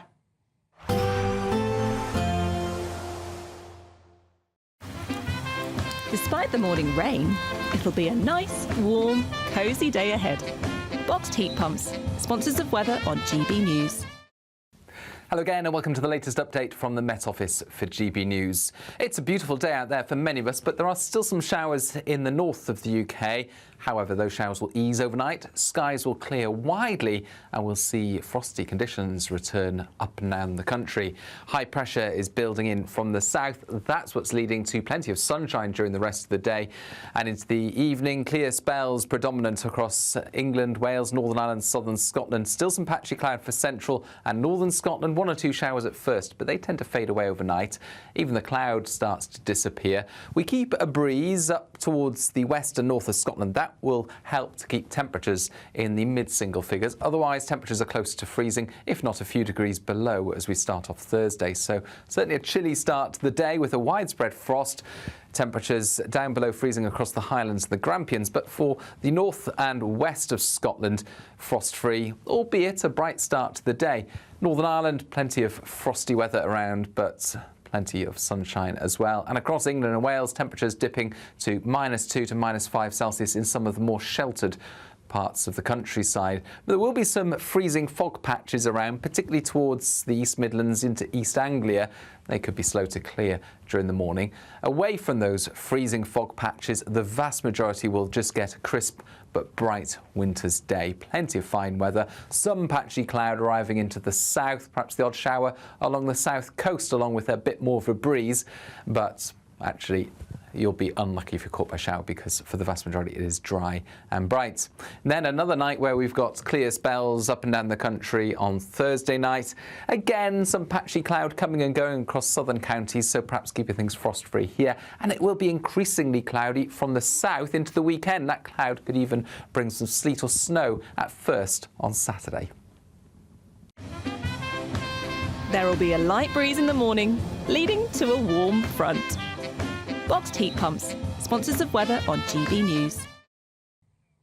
Well, there you go. The weather, is it hotting up where you are? I certainly hope so. It's absolutely freezing. But look, I've just been telling you the absolute state of our nation. There is a lot to be depressed about. So let's look at how we could make ourselves happy, shall we? What about if you could get your hands on some cash, some prizes? Let's take a look at how. The Great British Giveaway is officially 1 year old, and we have a birthday treat for you. We're giving you not one, but 2 chances to win this month, with 2 prize bundles that include an incredible £10,000 in tax-free cash. But that's not all. You'll also get a brand new iPhone 16 and a £500 shopping voucher to spend at your favourite store. So why not be extra lucky this month? For a chance to win an iPhone, vouchers and £10,000 in cash, text cash to 63232. One entry costs £2 plus 1 standard network rate message, or text bonus to 63232. 5 entries cost £5 plus 1 standard network rate message. Go to gbnews.com/win. Entries start from just £2. Call 0903 681 3232. Calls cost £2 plus your network access charge, or post your name and number to GB11 PO Box 8690 Derby DE1 9TT. UK only. Entrance must be 18 or over. Lines close at 6 p.m. on the 7th of March. Please check the closing time if listening or watching on demand. Good luck.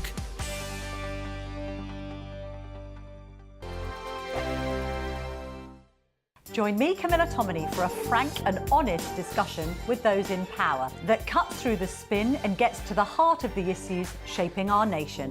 You haven't confirmed that you want to stand as leader, but you haven't ruled it out either. This report basically says that he's not fit to stand trial. Is he indecisive?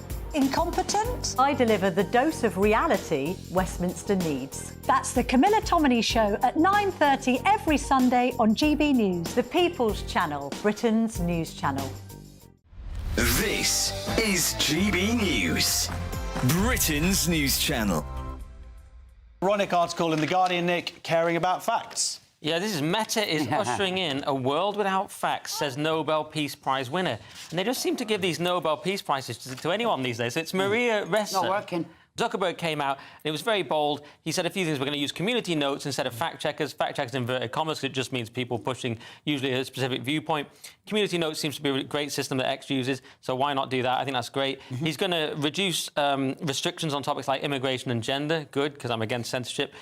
He's going to push back on governments around the world that are going after American companies and pushing to censor more, which is great. He's also moving content moderation to Texas instead of California, which is banter. So now the cynical version is he just realises we've got a new regime, it's the MAGA era, and I want to be mates with Trump, who said that I should that if I interfere with the 2024 election, he should spend the rest of his life in prison. So he did mention he might be a bit scared of that. He was involved in that in Facebook suppressing the Hunter Biden laptop scandal, and I feel that he didn't like being a part of all that from watching interviews. And also the suppression of arguments about gender and sex, what is biological sex and whatnot. You get banned for saying there are two sexes. They're on the wrong side of this, and now he's correcting. But the weird thing is the people, of course, the people who don't like this, the lefties, this person, Ressa, is saying that this is a big problem. That it's an extremely dangerous time. I've seen all this from the lefties. They just call it disinformation. They're worried about this because to them it's disinformation. To other people it's information. Yeah, and also, I mean, I think we can all agree if people think they're getting their facts just directly from Facebook, then something's horribly wrong. But we know that. The community notes thing, I think, is quite good because that sort of first-hand experience people are putting down, aren't they? Yeah. People have loads of different views come together, and it's an aggregate. So that's why it works. GB News, the People's Channel. This is Britain's Newsroom, where your voice matters. It's just astonishing. With expert analysis and honest opinion, we don't just keep you informed. We bring you unique perspectives you won't see anywhere else. Can't argue with any of that. When the news happens, it happens here. On Britain's Newsroom, weekdays from 9:30 a.m. Only on GB News. I'm Michael Portillo. This is GB News, the People's Channel, Britain's news channel.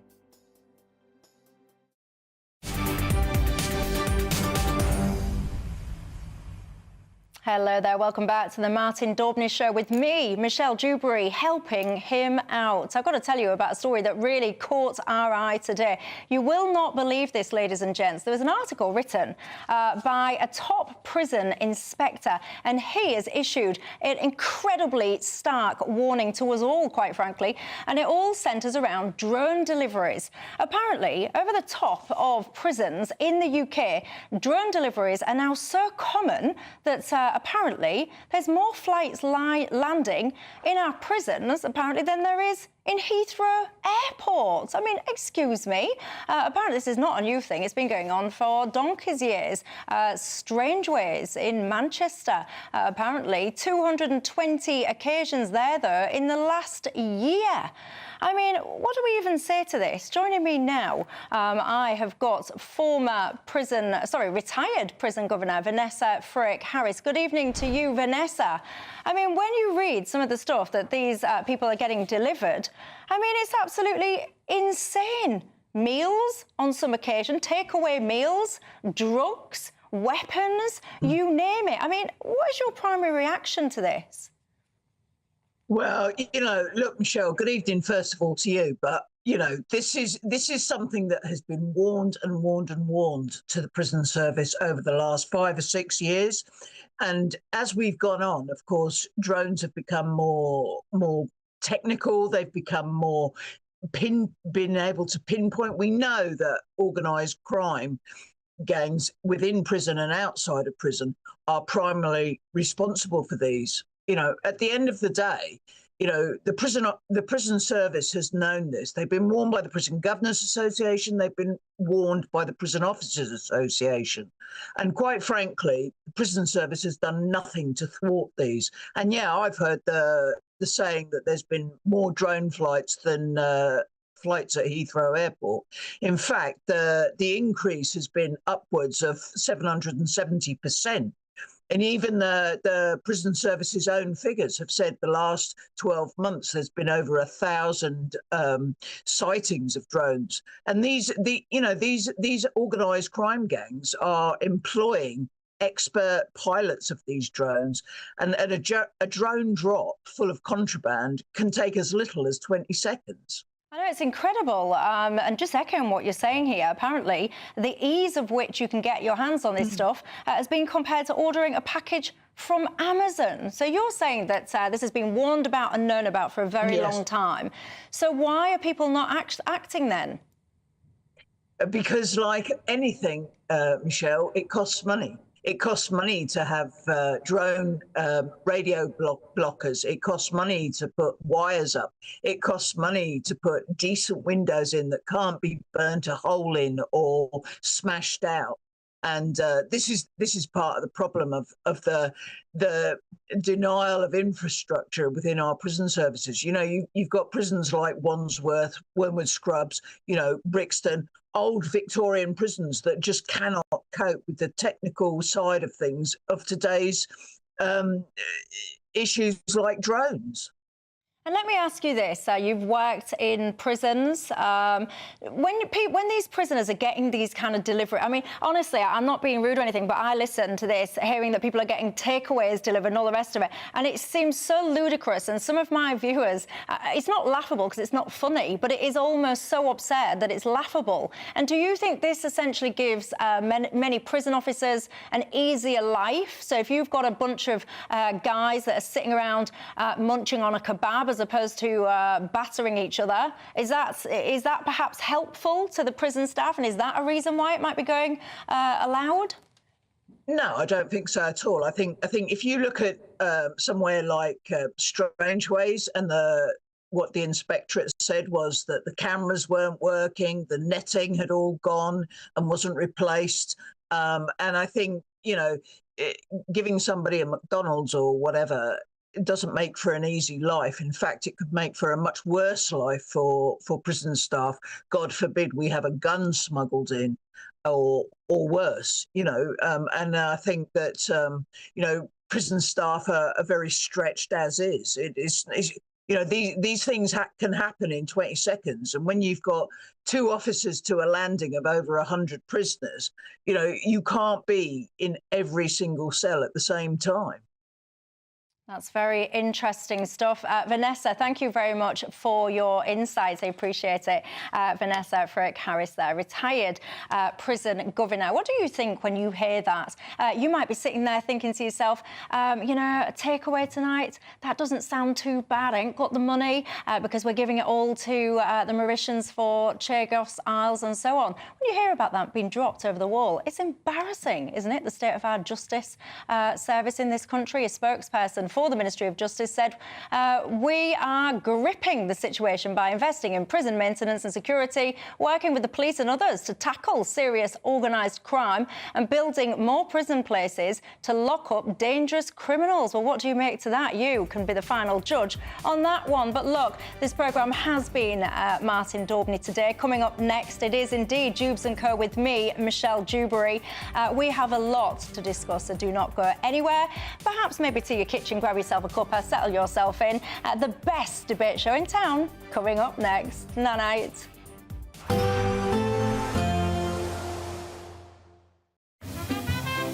Heavy showers first thing will be followed by a warm, cosy day. Boxed boilers, sponsors of weather on GB News.